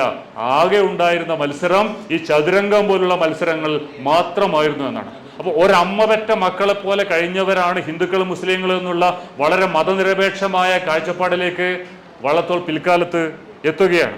ഇങ്ങനെ ജാതിയുടെ മതത്തിൻ്റെ ഒക്കെ നേരെ അദ്ദേഹത്തിന് വന്ന പിൽക്കാലത്തെ മാറ്റം അത് വെറുതെ ഉണ്ടായതല്ല. ഇവിടെ നേരത്തെ ഓടക്കൂർ സാർക്ക് സൂചിപ്പിച്ചതുപോലെ നമ്മുടെ നവോത്ഥാനത്തിൻ്റെ സ്വാധീനം കൊണ്ടുണ്ടായതാണ്. മനുഷ്യരെല്ലാം സഹോദരങ്ങളാണ്, അതിനുള്ള തടസ്സമാണ് ജാതിഭേദവും മതദ്വേഷവും എന്ന ശ്രീനാരായണ ഗുരുവിൻ്റെ ആശയം പിൽക്കാലത്ത് ഇദ്ദേഹത്തിലൂടെ പ്രവർത്തിക്കുന്നതായാണ് നമ്മൾ കാണുന്നത്. കുമാരനാശാനിൽ അത് എങ്ങനെയാണ് പ്രവർത്തിച്ചതെന്ന് നമുക്കറിയാം. ഉള്ളൂരിലും അത് അതേപോലെ പ്രവർത്തിച്ചതായി നമുക്കറിയാം. മാത്രമല്ല അദ്ദേഹം പുരാണ കഥകളൊക്കെ പറയുമ്പോഴും പിൽക്കാലത്ത് എങ്ങനെയാണ് തൻ്റെ കാലത്തെ അസമത്വത്തെ എതിർക്കാനുള്ള ഉപകരണമാക്കി മാറ്റുക എന്ന് ചിന്തിക്കുകയാണ്. അദ്ദേഹം പുരാണത്തെ ആവിഷ്കരിച്ച രീതി തന്നെ ഒരുപക്ഷെ ഇന്ന് നമ്മെ അത്ഭുതപ്പെടുത്തും. കാരണം ഇന്ന് ഒരു സിനിമയിൽ ജാനകി എന്ന് പേരിടാൻ പറ്റാത്ത സാഹചര്യമാണ്, സീത എന്ന് പേരിടാൻ പറ്റാത്ത സാഹചര്യമാണ്. എന്ന് പറഞ്ഞാൽ ഇതെല്ലാം ദൈവങ്ങളുടെ പേരാണ്, ഇതൊന്നും എവിടെയും ഇടാൻ പാടില്ല എന്ന് പറയുന്ന ഒരു ഭീകരമായ കാലത്താണ് നമ്മൾ ജീവിക്കുന്നത്.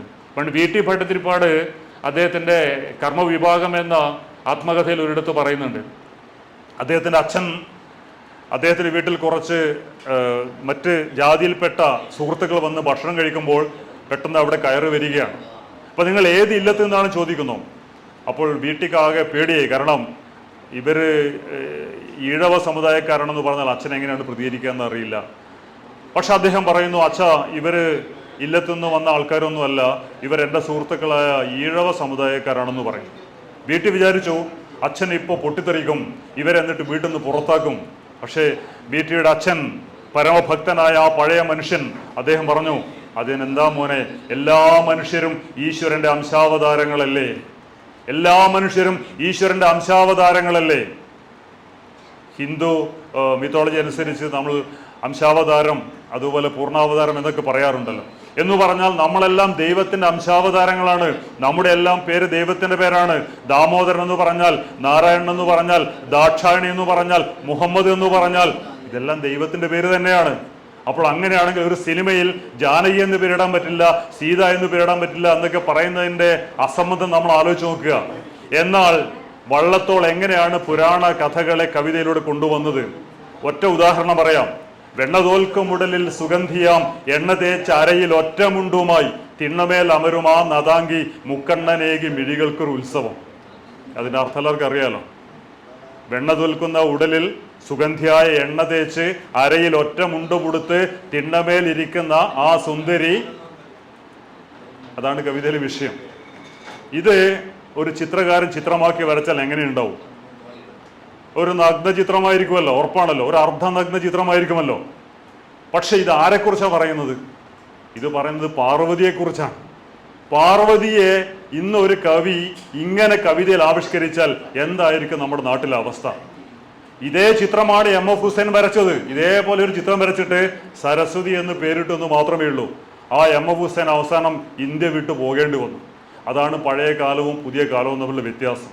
വർഗീയവാദികൾ കണ്ണിൽ എണ്ണയൊഴിച്ച് നമ്മുടെ കലയിൽ എന്തുണ്ട്, നമ്മുടെ സിനിമയിൽ എന്തുണ്ട്, നമ്മുടെ സാഹിത്യത്തിൽ എന്തുണ്ട് എന്ന് ഇങ്ങനെ കാത്തിരിക്കുകയാണ് കലാപം ഉണ്ടാക്കാൻ. പക്ഷെ വള്ളത്തോളിന്റെ കാലത്ത് അത് ഉണ്ടായിരുന്നില്ല. ഇത്രമാത്രം വർഗീയത ഉണ്ടായിരുന്നില്ല. അതുകൊണ്ട് തന്നെ വള്ളത്തോളിന് ഏത് പുരാണ കവിതയെയും എങ്ങനെയും ആവിഷ്കരിക്കാൻ പറ്റിയിരുന്നു എന്നുള്ളതാണ്. അദ്ദേഹത്തിന്റെ ഗണപതി എന്ന കവിത തന്നെ നോക്കുക. എന്താണ് ഇതിലെ കഥ? പാർവതിയുടെ കുളിമുറിയിലേക്ക് കയറാൻ പോവുകയാണ് ഭർത്താവായ ശിവൻ. എന്നിട്ട് തടയാൻ വേണ്ടി ഒരു യുവാവിനെ ഉണ്ടാക്കി കാവൽ നിർത്തുകയാണ്. ആ യുവാവും ശിവനും തമ്മിൽ വഴക്കാവുകയാണ്. അവസാനം ദേഷ്യം വന്നിട്ട് ശിവൻ ആ യുവാവിന്റെ തല അറുക്കുകയാണ്. ഈ പാർവതി പ്രശ്നം ഉണ്ടാക്കുമല്ലോ എന്ന് വിചാരിച്ചിട്ട് ഒരു ആനയുടെ തല മുറിച്ച് ഈ യുവാവിന്റെ കഴുത്തിൽ വെക്കുകയാണ്. അതാണ് ഗണപതി എന്ന് പറയുന്ന ഗണപതി എന്ന കവിത. മനോഹരമായ കവിതയാണ്. ഇന്നിങ്ങനെ ഒരു കവിത എഴുതാൻ പറ്റുമോ എന്ന് പറഞ്ഞാൽ പുരാണത്തിൽ പറഞ്ഞ കാര്യം അതേപോലെ എഴുതാൻ പോലും പറ്റാത്ത സാഹചര്യത്തിലാണ് ഇന്ന് നമ്മൾ ജീവിക്കുന്നത്. അങ്ങനെ തൻ്റെ പുരാണത്തിലുള്ള അറിവ് മുഴുവൻ സ്വതന്ത്രമായി ആവിഷ്കരിക്കാൻ വള്ളത്തോളിന് സാധിച്ചു. മാത്രമല്ല ദൈവങ്ങളെ മനുഷ്യരൂപത്തിൽ അവതരിപ്പിക്കാൻ സാധിച്ചു. അതാണ് നവോത്ഥാനത്തിലെ ഏറ്റവും വലിയ സവിശേഷത. മനുഷ്യഭാവമുള്ള കഥാപാത്രങ്ങൾ, അവരുടെ പെരുമാറ്റങ്ങൾ. അതുകൊണ്ട് ശിഷ്യനും മകനും എന്ന കവിത നോക്കുക. അവർ ദൈവങ്ങൾ തമ്മിലാണ് വഴക്ക് കൂടുന്നത്. സാധാരണ മനുഷ്യർ മാത്രം ചെയ്യുന്ന കാര്യങ്ങൾ ദൈവങ്ങൾ ചെയ്യുന്നു എന്നുള്ളതാണ്. മാത്രമല്ല സ്വാതന്ത്ര്യ സമരത്തിൻ്റെയൊക്കെ ഭാഗമായി ഈ പുരാണ കഥകളെ കവിതയിൽ കൊണ്ടുവന്ന വള്ളത്തോൾ, അങ്ങനെയാണ് അദ്ദേഹം കർമ്മഭൂമിയുടെ പിഞ്ചുകാൽ എന്ന കവിത എഴുതുന്നത്. 1921 ആ കവിത രചിക്കുന്നത്. ആ വർഷം തന്നെയാണ് ഒരു ഹിന്ദി സിനിമ ഇറങ്ങുന്നത്. കാഞ്ചിഭായ് റാത്തോഡിൻ്റെ ഭക്തവിതുരർ എന്ന സിനിമ. ഈ സിനിമയുടെ പ്രത്യേകത എന്താണ്? ഈ ഭക്തവിതുരർ എന്ന സിനിമയിലെ വിതുരർ എന്ന കഥാപാത്രം വരുന്നു. ആ കഥാപാത്രത്തിന്റെ വേഷം നോക്കുക. ഒരു ഗാന്ധി തൊപ്പി, ഖാദിയുടെ കുർദ, ഖാദിയുടെ പൈജാമ. ഏതായാലും പുരാണത്തിലെ വിതുരർക്ക് അങ്ങനെ ഒരു വേഷം ഉണ്ടാവാൻ ഒരു സാധ്യതയുമില്ല. ഈ സിനിമ കണ്ടപ്പോൾ ബ്രിട്ടീഷുകാർക്ക് തോന്നി ഇത് ഞങ്ങളെക്കുറിച്ചാണ്. അന്നത്തെ സെൻസർ ബോർഡ് എഴുതി വെച്ചത് ഇത് ഞങ്ങളെ ഉദ്ദേശിച്ചാണ്, ഞങ്ങളെ മാത്രം ഉദ്ദേശിച്ചാണ്. കാരണം ഈ വിതുരർ ഇത് ഗാന്ധിജിയാണ് എന്ന് പറഞ്ഞു. അങ്ങനെയാണ് 1918 സിനിമാറ്റോഗ്രാഫ് ആക്ട് ഉപയോഗിച്ച് ഇന്ത്യയിൽ ആദ്യമായി ഒരു സിനിമ നിരോധിക്കുന്നത്. ആ സിനിമയുടെ പേര് ഭക്ത വിതുരർ എന്നാണ്. ആ വർഷമാണ് ഗാന്ധിജി കർമ്മഭൂമിയുടെ പിഞ്ചുകാൽ എഴുതുന്നത്. അത് നമ്മുടെ കാളിയമർദ്ദനം തന്നെയാണ് അതിൻ്റെ വിഷയം. പക്ഷേ ഇത് പഴയ ശ്രീകൃഷ്ണൻ അല്ല. ഈ ശ്രീകൃഷ്ണൻ ഗാന്ധിജിയാണ്. ബ്രിട്ടീഷുകാരാകുന്ന കാളിയന്റെ മസ്തകത്തിൽ കയറി നൃത്തം ചെയ്യുന്ന ശ്രീകൃഷ്ണനായിട്ടാണ് ഗാന്ധിജിയെ അതിൽ അവതരിപ്പിക്കുന്നത്. അപ്പോൾ പുരാണ കഥകൾ അവതരിപ്പിക്കുമ്പോൾ പോലും അതിന് കൃത്യമായ ഒരു താല്പര്യം, ഒരു രാഷ്ട്രീയ താല്പര്യം, സ്വാതന്ത്ര്യ സമരവുമായി ബന്ധപ്പെട്ട ഒരു താല്പര്യം വള്ളത്തോളിൽ ഉണ്ടായിരുന്നു എന്നുള്ളതാണ്. അപ്പൊ ഈ നിലക്ക് ഞാൻ ആദ്യം സൂചിപ്പിച്ചതുപോലെ നവോത്ഥാനത്തിൻ്റെയും ദേശീയ പ്രസ്ഥാനത്തിൻ്റെയും സ്വാധീനത്തിലൂടെ കവിതയിൽ വലിയ മാറ്റം വന്ന മഹാകവിയാണ് വള്ളത്തോൾ നാരായണ മേനോൻ. അദ്ദേഹത്തിൻ്റെ ആദ്യകാല രചനകളിൽ നിന്ന് പിൽക്കാല രചനകൾ വ്യത്യസ്തമാക്കുന്നത് ഈ കാര്യം തന്നെയാണ്. പിന്നീട് നേരത്തെ പറഞ്ഞതുപോലെ അദ്ദേഹം ഒരുപാട് കവിതകൾ സ്വാതന്ത്ര്യ സമരത്തിനു വേണ്ടി എഴുതിയിട്ടുണ്ട്. ഐക്യ കേരളത്തെക്കുറിച്ച് എഴുതിയിട്ടുണ്ട്. ഒരു കാലത്ത് കേരളം എന്ന് പറയുന്നത് പരശുരാമൻ തന്നതാണെന്ന് ആവർത്തിച്ച് ഇതേ കവി എഴുതിയിട്ടുണ്ട്. തൻ്റെ കൺമുന്നിൽ വെച്ചാണ് ഐക്യ കേരളം ഉണ്ടായത്. എന്നിട്ട് പോലും ഈ പുരാണ കഥ എഴുതിയ അതേ വള്ളത്തോൾ പിന്നീട് അത് ജനകീയമായ കേരളമാണെന്ന് പറഞ്ഞിട്ടുണ്ട്. അതുപോലെ നേരത്തെ പറഞ്ഞതുപോലെ പുരാണങ്ങളെയും ഇതിഹാസങ്ങളെയും തെറ്റായി ഉപയോഗിക്കുന്നതിനെതിരെ അതിശക്തമായി വിമർശനം ഉയർത്തിയിട്ടുണ്ട്. ചൈനയിലും റഷ്യയിലും വരുന്ന മാറ്റങ്ങളെ അദ്ദേഹം പുകഴ്ത്തിയിട്ടുണ്ട്. നേരത്തെ പറഞ്ഞതുപോലെ കൽക്കത്ത സമ്മേളനത്തിലും മദ്രാശി സമ്മേളനത്തിലും പങ്കെടുത്ത് അതിനെക്കുറിച്ച് കവിത എഴുതിയിട്ടുണ്ട്. അപ്പോൾ ഇന്ന് നമ്മൾ വള്ളത്തോളിനെ പഠിക്കുമ്പോൾ തീർച്ചയായും ഈ ഒരു കാഴ്ചപ്പാടിലൂടെ വേണം സമീപിക്കാൻ. കാരണം നേരത്തെ സൂചിപ്പിച്ചതുപോലെ ആർക്കും ഒന്നും എഴുതാൻ പറ്റാത്ത, പ്രത്യേകിച്ചും പുരാണവുമായി ബന്ധപ്പെട്ട ഒന്നും എഴുതാൻ പറ്റാത്ത, ഒരു പേര് പോലും ഉപയോഗിക്കാൻ പറ്റാത്ത പുതിയ കാലത്ത് വള്ളത്തോൾ എങ്ങനെയാണ് നിർഭയം ഇത്തരം കാര്യങ്ങൾ ചെയ്തത് എന്നത് പുതിയ തലമുറ അറിയേണ്ടത് അത്യാവശ്യമാണ് എന്ന് മാത്രം സൂചിപ്പിച്ചുകൊണ്ട് ഞാൻ അവസാനിപ്പിക്കുന്നു. നന്ദി, നമസ്കാരം.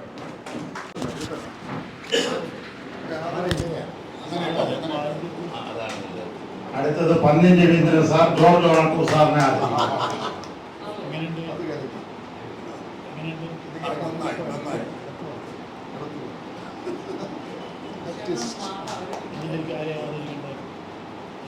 അടുത്തതായി ഡോക്ടർ ദിനേശ് കുമാറിനെ പന്നിൻ രവീന്ദ്രൻ സാർ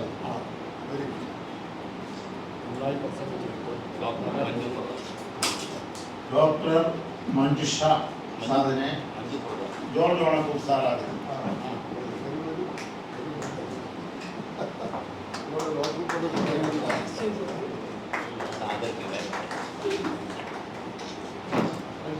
അടുത്തതായി തലയിൽ മഹേശ്വരൻ സാറിനെ ക്ഷണിക്കും.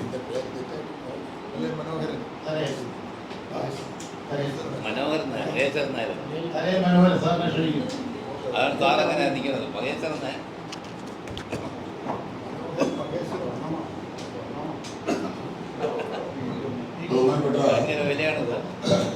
അധ്യക്ഷൻ, ഉദ്ഘാടകൻ, അനുബന്ധിച്ച് ആദരിച്ചവരും ഇടപെട്ടവരും മുഖ്യ സംഭാഷണം നടത്തിയ എല്ലാവരെയും ബഹുമാനത്തോടെ ഓർക്കുന്നു. വള്ളത്തോളിനെ കുറിച്ചൊക്കെ സംസാരിക്കുന്നതിന് എട്ടകാലത്തൊന്നും ജീവിതത്തൊന്നുമില്ല. കാര്യം ഞാൻ ഇപ്പോഴും ഒരു നെഗറ്റീവ് തിങ്കിങ്ങുള്ള ആളാണ്. അതുകൊണ്ട് എനിക്ക് ഇഷ്ടംപോലെ ശത്രുക്കളുണ്ട്. എനിക്ക് എന്നെ ശത്രുക്കളെ കാണും, പക്ഷെ ഞാൻ അവരെ മിത്രമായിട്ടാണ് കാണുന്നത്. എന്തായാലും ഇവരെല്ലാം പറയാത്തത് പറയണം, അതാണല്ലോ ഒരു പ്രത്യേകത. കാവ്യം സുഗേയം, കഥ രാജകീയം, കർത്താവ് തുഞ്ചൻ തുളവായ ദിവ്യൻ, ചൊല്ലുന്നതോ ഭക്തി മയ സ്വരത്തിൽ. ഇവിടെ സൂചിപ്പിച്ച തളിയുടെ പേര് ഒരു തോണിയാത്രയിലെ വരികളാണ്. ആനന്ദലത്തിന് എന്തു വേണം. ഞാൻ ഉറപ്പിച്ച് പറയുന്നു, നല്ല പ്രസംഗങ്ങൾ കേൾക്കുമ്പോൾ നമ്മുടെ സദസ്സിലുള്ളവർ അങ്ങോട്ടും ഇങ്ങോട്ടൊക്കെ നടക്കുകയാണ്. സത്യം പറഞ്ഞാൽ എൻ്റെ സ്വഭാവം അനുസരിച്ച് ബോയ്ക്കോട്ട് ചെയ്ത് പോകുന്ന സ്വഭാവം 100 കണക്കിന് വേദിയിൽ. അല്ല, അങ്ങനെയല്ല, ക്ഷമയെന്ന പ്രശ്നമല്ല. അതും കുട്ടികളാണ് മനസ്സിലാക്കുക. അദ്ദേഹം വളരെ മനോഹരമായി സംസാരിക്കുന്നു. എന്തായാലും അത് കുഴപ്പമില്ല. ലോകം മലയാളത്തിൻ്റെ പ്രൗഢി ലോകത്ത് റഷ്യയിൽ വരെ കൊണ്ടുവന്ന് കൊടികിട്ടിയ ആളാണ് വള്ളത്തോൾ. ഇന്ത്യയിൽ ആരെങ്കിലും ഒരാളിൽ ലെനിനെ കുറിച്ച് ഒരു കവിത എഴുതിയിട്ടുണ്ട്, അത് വള്ളത്തോൾ, സംശയമൊന്നുമില്ല. ഇവിടെ പന്നീർ സാറും എൻ്റെ പ്രിയപ്പെട്ട ജോർജ് ഓണക്കൂർ സാറും പറഞ്ഞല്ലോ, ഇവരൊക്കെ സ്ത്രീകളെ ബഹുമാനിക്കുന്നത് കാണുമ്പോൾ ഞാൻ അത്ഭുതപ്പെട്ടു. അദ്ദേഹത്തിൻ്റെ കൃതികളിലാണെങ്കിൽ സ്ത്രീയെക്കുറിച്ച് മോശമായിട്ടൊന്നും പറയില്ല. പക്ഷേ അപ്പോഴാണ് എനിക്ക് ഓർമ്മ വന്നു, എന്താ പരാമർശിച്ചു ആ കവിതയിൽ ഭാരത സ്ത്രീകളുടെ പരാമർശം. അത് നമ്മളെല്ലാവരും സദാവാദം വ്യക്തമായി പറഞ്ഞു. ഭദ്രേ ഭഗവതിക്ക് സമ്മതം താനല്ലി ഭക്തനാം എന്നുടെ നേരിടുക. എൻ്റെ ബിഗിനിങ്ങിൽ സാറ് അതിനെക്കുറിച്ച് നെഗറ്റീവായി ചിന്തിച്ചിരിക്കാം. പക്ഷേ സ്ത്രീയെ എങ്ങനെ ബഹുമാനം പവറുള്ള ആളായിരുന്നു ആ ഭരണാധികാരി. ഭദ്രേ ഭഗവതിക്ക് സമ്മതം താനല്ലി ഭക്തനാം എന്നുടെ ദേവീപദം എന്ന് പറയാനുള്ള ആ ഒരു ഔന്നത്യം ഭയങ്കരമാണ്. ഈ പഴയകാല ഒരു കവികൾക്കും ഭയമൊന്നുമില്ല. കുമാരനാശാനില്ല, ഉള്ളൂർ പിന്നെ ദിവാൻ പേഷ്കാരൊക്കെ ആയിരുന്നുകൊണ്ട് ചെറിയൊരു ഭയം ഉണ്ടായിരുന്നു. എങ്കിലും അദ്ദേഹത്തിൻ്റെ കവിതകൾ അത്ഭുതമാണ്. തുമ്പപ്പൂവും ആ പ്രേമസംഗീതം. എന്തായാലും അതവിടെ നിൽക്കട്ടെ. ഇനി ഞാൻ സാർമാർക്ക് ഇവിടെ അറിയാമായിരിക്കും, എങ്കിലും നിങ്ങൾക്കറിയാമോ എന്നുള്ളതാണ് എൻ്റെ ഒരു ചോദ്യം. പറയാം. സമയം കൊടുക്കില്ല, ഞാൻ ഇപ്പോൾ കൊടുത്തു. 2 കാര്യങ്ങൾ മാത്രമാണ്. ഒരു 2-3 മിനിറ്റ് അത്ര. അതായത് ജി ശങ്കരക്കുറുപ്പ് എന്നൊരു കവിയുണ്ട്, നമുക്കറിയാം. ആ കവി ഉണ്ടാവണമെങ്കിൽ വള്ളത്തോൾ ഉണ്ടാവണം. രണ്ടുപേരും ഉണ്ടായി. വള്ളത്തോൾ അക്കാലത്ത് എല്ലാ പ്രസിദ്ധീകരണങ്ങളിലും വള്ളത്തോളിന്റെ കവിതകൾ ഇങ്ങനെ നിരന്തരം വന്നുകൊണ്ടിരുന്നു. ജി ശങ്കരക്കുറുപ്പ് അന്ന് കവിതകൾ അയക്കുമ്പോൾ അത് തിരിച്ചു വരികയോ പ്രസിദ്ധീകരിക്കാതിരിക്കുകയോ ചെയ്തിരുന്ന ഒരു സമയം. അപ്പൊ അദ്ദേഹത്തിന് ഭയങ്കര സങ്കടമാണ്. ഏറ്റവും മികച്ച കവിതകളാണ് അയച്ചിരുന്നത്. പക്ഷേ ഒരു പ്രസിദ്ധീകരണവും പ്രത്യേക മാതൃകയിൽ തിരിഞ്ഞു വരുന്നു. ആ സ്ഥാനത്ത് ഇദ്ദേഹം ഒരു വേലതരം കാണിക്കും, ജി ശങ്കരക്കുറുപ്പ്. അത് മറ്റൊന്നുമല്ല, വള്ളത്തോളിന്റെ പേര് വെച്ച് തന്റെ ഒരു കവിത മാതൃകൂട്ടി കഴിച്ചു. അടുത്ത ആഴ്ച പ്രസിദ്ധീകരിച്ചു. കവിത വന്ന് വായിച്ചപ്പോൾ പശ്ചാത്താപം കൊണ്ട് ഈ ശങ്കരക്കുറുപ്പ് വേദനിച്ചു. അദ്ദേഹം അന്ന് ബദിരനായിരുന്ന ഇതിലെല്ലാവരും പറഞ്ഞു, ആ വല്ലാത്ത വേദനയോടുകൂടി വള്ളത്തോളിനെ ചെന്ന് സാഷ്ടാംഗം നമസ്കരിച്ച് എനിക്കൊരു തെറ്റു പറ്റിപ്പോയി. അങ്ങയുടെ കവിത നിരന്തരം വരുന്നത് കണ്ട്, ഉള്ളൂരിന്റെ വരുന്നത് കണ്ട്, മറ്റു കവികളിലേക്ക് വരുന്നത് കണ്ട് ഞാനൊരു സാഹസം എൻ്റെ കവിത അങ്ങയുടെ പേര് വെച്ച് അയച്ചു. മാതൃഭൂമി പ്രസിദ്ധീകരിച്ചു. ഇന്നത്തെ കവികൾ വരികയാണെങ്കിൽ ഇന്നത്തെ എഴുത്തുകാരൻ ഇവിടെ വാസുവെന്ന് ഒരു ദേവൻ വിളിച്ചപ്പോൾ ഏറ്റവും വലിയ ഒരാള് ഇവിടെ കാണിച്ച കോടതി കയറിയൊക്കെ നമുക്കറിയാം. അതുകൊണ്ട് അദ്ദേഹത്തിന്റെ രചനകളും മോശമൊന്നുമല്ല. അപ്പോ ഉടനെ തന്നെ പഴയ ഫോൺ എടുത്ത് വെച്ച് അറിയാലോ, മറ്റേ കാർബണ ഫോൺ എടുത്ത് വെച്ച് മാതൃഭൂമിയിൽ വിളിക്കും. ശങ്കരക്കുറുപ്പിന് ഒന്നും പറഞ്ഞില്ല. അന്ന് ഉള്ളാട്ടി ഗോവിന്ദ മേനോൻ ആരോ മറുപടി അതിന്റെ ചീഫ് എഡിറ്ററായിരുന്നു. എടോ, നിങ്ങൾ ഒരു വലിയ, അതായത് അക്ഷന്തവ്യമായ തെറ്റാണ് ചെയ്തിരിക്കുന്നത്. ഒരു നല്ല കവിയുടെ കവിതകൾ നിങ്ങൾ എന്തുകൊണ്ട് പ്രസിദ്ധീകരിച്ചില്ല? അത് നിങ്ങൾ നിമിത്തം അദ്ദേഹം ഒരു തെറ്റ് ചെയ്തിരിക്കുന്നു. എന്റെ പേര് വെച്ച് അദ്ദേഹത്തിന്റെ കവിത വന്നിരിക്കുന്നു. വള്ളത്തോൾ പറയുന്നു, വള്ളത്തോൾ പറഞ്ഞ് നടക്കുന്നു. വള്ളത്തോൾ നാരായണ മേനോൻ പറയുന്നു, അടുത്ത ആഴ്ച ഒരു ക്ഷമാപണത്തോടു കൂടി മാതൃഭൂമി വാരികയിൽ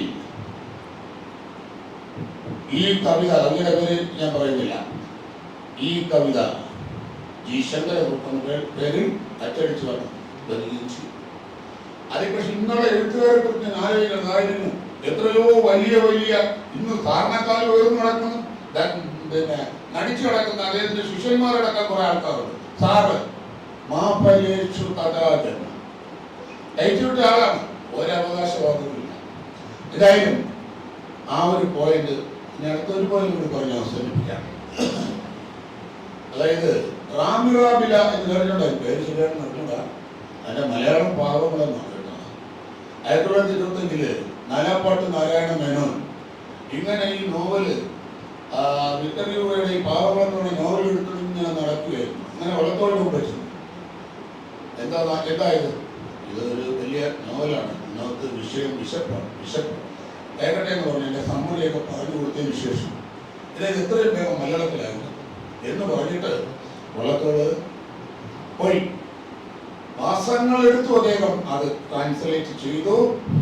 ആദ്യം കൊണ്ട് വള്ളത്തോളിന്റെ കയ്യിൽ കൊടുത്തു. കുറേ മാസങ്ങൾ കഴിഞ്ഞിട്ട് വള്ളത്തോൾ ഇദ്ദേഹത്തെ വിളിച്ചു. ഇദ്ദേഹത്തിന്റെ അടുത്ത് നിന്ന് പിന്നെ ഈ ഒരു ക്രൈസ്തവ പശ്ചാത്തലത്തിൽ ഇറങ്ങി അത് വിശപ്പിന്റെ കൊടുമുടിയാണ്, ലോകത്തിന്റെ വിശപ്പിന്റെ കൊടുമുടിയാണ്. ആ നോവൽ വായിച്ച് അന്താളിച്ചു പോയ വള്ളത്തോൾ നാലാപ്പാട്ട് നാരായണ മേനോൻ പറഞ്ഞേണ്ടറിയും, രാമായണം പോലെ വിളക്ക് കൊളുത്തി വെച്ച് വായിക്കേണ്ട പുസ്തകമില്ല. ഇന്ന് എത്ര പേര് പറയും? ഇന്നത്തെ എഴുത്തുകാർ ഇങ്ങനെ എന്തെങ്കിലും ഒരു സംവിധാനത്തിൽ വന്നുവെങ്കിൽ സമ്മതിക്കില്ല. ഇവിടെ നേരത്തെ സൂചിപ്പിച്ച പോലെ ചില വാദങ്ങളുണ്ട്. അങ്ങനെ അത്ഭുതമായ ആ നോവൽ മലയാളത്തിൽ ആ നോവൽ വന്നതിന് ശേഷമാണ്, ഞാനെക്കൂടി പറയുന്നത് തെറ്റാണ്, നോവലിനെ കുറിച്ച് ഞാൻ പറയാൻ സാർവജനികം പറയുന്നത് ശരിയല്ല.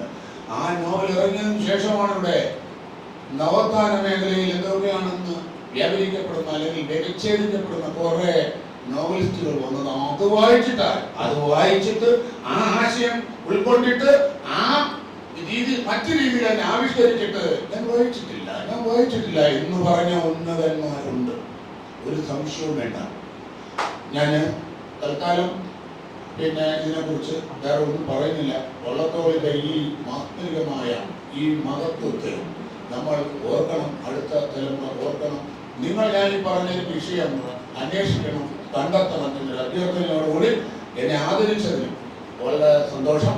എന്തായാലും ഈ ആദരവൊന്നും ഞാൻ ഇഷ്ടപ്പെടാത്ത ഒരാളാണ്.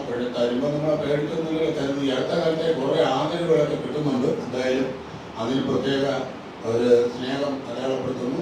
എല്ലാ ഗുരുജനങ്ങൾക്കും പ്രിയപ്പെട്ടവർക്കും നന്ദി, നമസ്കാരം. വേദിയിലും സദസ്സിലും ഇരിക്കുന്ന പുനീതമായ നമസ്കാരം. ഈ ഒരു സമയത്ത് പ്രസംഗിച്ചാൽ അതൊരു അധിക പ്രസംഗമായി പോകും എനിക്കറിയാം. 147 ജന്മവാർഷികം കൊണ്ടാടിയ വള്ളത്തോൾ അനുസ്മരണവും ഈ അംഗീകാരം കിട്ടിയ ഡോക്ടർ പ്രതാപ് കുമാറിന് അംഗീകാരം കിട്ടിയതിനും എനിക്ക് വളരെയധികം നന്ദിയുണ്ട്. അതോടൊപ്പം ഈ ബുക്കിനുള്ള ഒരു അംഗീകാരവും ഡോക്ടർ പ്രതാപ് കുമാർ ആക്ച്വലി ഒരു നോവലിസ്റ്റോ കവിത എഴുതുന്ന ഒരു വലിയ എഴുത്തുകാരനോ അല്ല. പക്ഷേ ഒരു ഹൃദ്രോഗ വിദഗ്ധൻ എന്ന രീതിയിൽ ആൻജിയോപ്ലാസ്റ്റി ചെയ്തു തുടങ്ങിയ കാലം, അതായത് 97 DM കാർഡിയോളജി തിരുവനന്തപുരം മെഡിക്കൽ കോളേജിൽ നിന്ന് കഴിഞ്ഞിട്ട് ബെൻസീർ ഹോസ്പിറ്റലിൽ ജോലി ചെയ്യുന്ന സമയത്ത് മുൻ മുഖ്യമന്ത്രി EK നയനാർ, എല്ലാവർക്കും വളരെ പ്രിയങ്കരനായ അദ്ദേഹത്തെ ചികിത്സിച്ച കഥയാണ് ആദ്യത്തെ കഥ. അത് എഴുതിയ കഥ തൊട്ട് പിന്നീട് ഉള്ള കാലത്ത് പലയിടത്തും ജോലി ചെയ്യേണ്ടി വന്നു. ഇറ്റലിയിൽ പോയി ഫെലോഷിപ്പ് എടുത്തു. അത് കഴിഞ്ഞ് അവിടുത്തെ ഒരു മാഫിയയുടെ സംഘത്തെ ചികിത്സിച്ച കഥയും, അതോടൊപ്പം പിന്നീട് പരിയാരം മെഡിക്കൽ കോളേജിൽ ജോലി ചെയ്തപ്പോഴുള്ള ഒരു 13 വയസ്സുള്ള ഒരു കുട്ടിയെ ബൈപ്പാസ് ശസ്ത്രയ്ക്ക് വിധേയനാക്കേണ്ടി വന്ന കഥയും, പിന്നെ മണിപ്പാൽ ഹോസ്പിറ്റലിൽ ജോലി ചെയ്യുമ്പോൾ ലാറാദത്തയുടെ ഒരു വിശ്വസുന്ദരി ലാറാദത്തയുടെ അച്ഛനെ ചികിത്സിക്കേണ്ട അങ്ങനെ ഒരു കഥ സംഹാരമാണത്. അതായത് ചികിത്സയെ പറ്റിയൊന്നുമല്ല, ചികിത്സിക്കുമ്പോൾ രോഗികളും അവരുടെ കുതിരിപ്പുകാരുമായിട്ടുള്ള ആ ഇമോഷണൽ അറ്റാച്ച്മെൻറ്റ് കാര്യങ്ങളുമാണ് ഇതിൽ പ്രതിപാദിക്കുന്നത്. ഇതുപോലുള്ള ഒരു അംഗീകാരം കിട്ടുമ്പോൾ നമുക്കും സന്തോഷമുണ്ട്. ഇനിയും ഇതുപോലെ എഴുതാനുള്ള ഒരു പ്രചോദനവും ഉണ്ടാവട്ടെ. അതിൽ അവതാരിക എഴുതിയിരിക്കുന്നത് പെരുമ്പടവ് ശ്രീധരനാണ്. അദ്ദേഹത്തിൻ്റെ സഹധർമ്മിയെ ചികിത്സിച്ച കഥയും അതിലൊരു കഥയാണ്. പിന്നെ ഇവിടെ ഓണക്കൂർ സാറ് ഇവിടെ ഒരു വളരെ അഭ്യുദയകാംക്ഷയും കൂടെയാണ്. ഹോസ്പിറ്റലുമായിട്ട് ബന്ധപ്പെട്ട് സാധിക്കുന്ന ഒരു പരിപാടിയിൽ ഈ ഒരു അംഗീകാരം കിട്ടിയതും വളരെ സന്തോഷം നൽകുന്നതാണ്. ഇവിടെ എല്ലാവിധ ആശംസകളും നന്ദി. ഈ സംഘാടകർക്ക് പ്രത്യേകം നന്ദി. ഇതോടൊപ്പം എല്ലാവർക്കും അഭിവാദ്യം നൽകുന്നു. നന്ദി, നമസ്കാരം. ഇതിനു വേണ്ടി ജ്ഞാനത്താൻ രാധാകൃഷ്ണൻ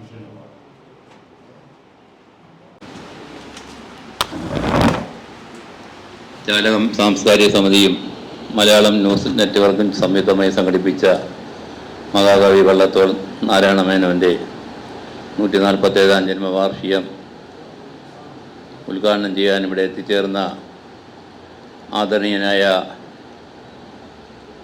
മുൻ MP-യും സംസ്ഥാനത്തും ഇന്ത്യയിലും അറിയപ്പെടുന്ന ഒരു കമ്മ്യൂണിസ്റ്റ് നേതാവുമായ ശ്രീ പന്നിയൻ രവീന്ദ്രൻ സാറിനെ ഇരു സംഘടനകൾക്കും വേണ്ടി നന്ദി രേഖപ്പെടുത്തുന്നു. അതുപോലെ ഈ യോഗത്തിൻ്റെ അധ്യക്ഷത വഹിച്ച നമ്മുടെ ഏറെ ബഹുമാന്യനായ, ഇന്നും യുദ്ധത്തിൻ്റെ പ്രതീകമായി ചർച്ചകളിലും ക്യാമ്പുകളിലും കവിതാ സമാഹാരങ്ങളിലും പങ്കെടുത്ത് നമ്മളോടൊപ്പം നിൽക്കുന്ന ഗുരുനാഥൻ ശ്രീ ജോർജ് ഓണക്കൂർ സാറിനെയും ഈ സംഘടനയ്ക്ക് വേണ്ടി ആദരപൂർവ്വം നന്ദി രേഖപ്പെടുത്തുന്നു. സ്കോൾ കേരള ഡയറക്ടർ ശ്രീ ഡോക്ടർ ജിനേഷ് കുമാർ ഏരമം, അദ്ദേഹത്തെയും സംഘടനയുടെ പേരിൽ നന്ദി രേഖപ്പെടുത്തുന്നു. കവിയും നിരൂപകനുമായ ശ്രീ തലയൽ മനോഹരൻ നായർ സാറിനെയും സംഘടനയ്ക്ക് വേണ്ടി വളരെയധികം നന്ദി രേഖപ്പെടുത്തുന്നു. മെഡിട്രിന ഹോസ്പിറ്റൽ CEO ശ്രീമതി മഞ്ജു പ്രതാപ് ഡോക്ടറെ ആദരപൂർവ്വം നന്ദി രേഖപ്പെടുത്തുന്നു. ഇത് സംഘടിപ്പിച്ച പൊതുപ്രവർത്തകൻ എക്സ് സർവീസ് ലീഗിൻ്റെ സെക്രട്ടറി എൻ്റെ സുഹൃത്തു കൂടിയ ശ്രീ ശാന്തിവള പത്മകുമാറിനെ വളരെയധികം നന്ദി രേഖപ്പെടുത്തുന്നു. മലയാളം ന്യൂസ് നെറ്റ്വർക്കിന് വേണ്ടി ശ്രീ ശരണ്യ, അരുൺ ജ്യോതി, അഖിൽ സെബാസ്റ്റ്യൻ ഇവരെയും നന്ദി രേഖപ്പെടുത്തുന്നു. അതോടൊപ്പം ഈ ആദരവ് ഏറ്റുവാങ്ങിയ എല്ലാവരെയും, ഈ യോഗം വളരെ വിജയകരമാക്കുവാൻ ഇവിടെ എത്തിച്ചേർന്ന എല്ലാ മാന്യ വ്യക്തികളെയും ഒരിക്കൽ കൂടി സംഘടനയ്ക്ക് വേണ്ടി നന്ദി രേഖപ്പെടുത്തുന്നു. നന്ദി, നമസ്കാരം, ജയ് ഹിന്ദ്.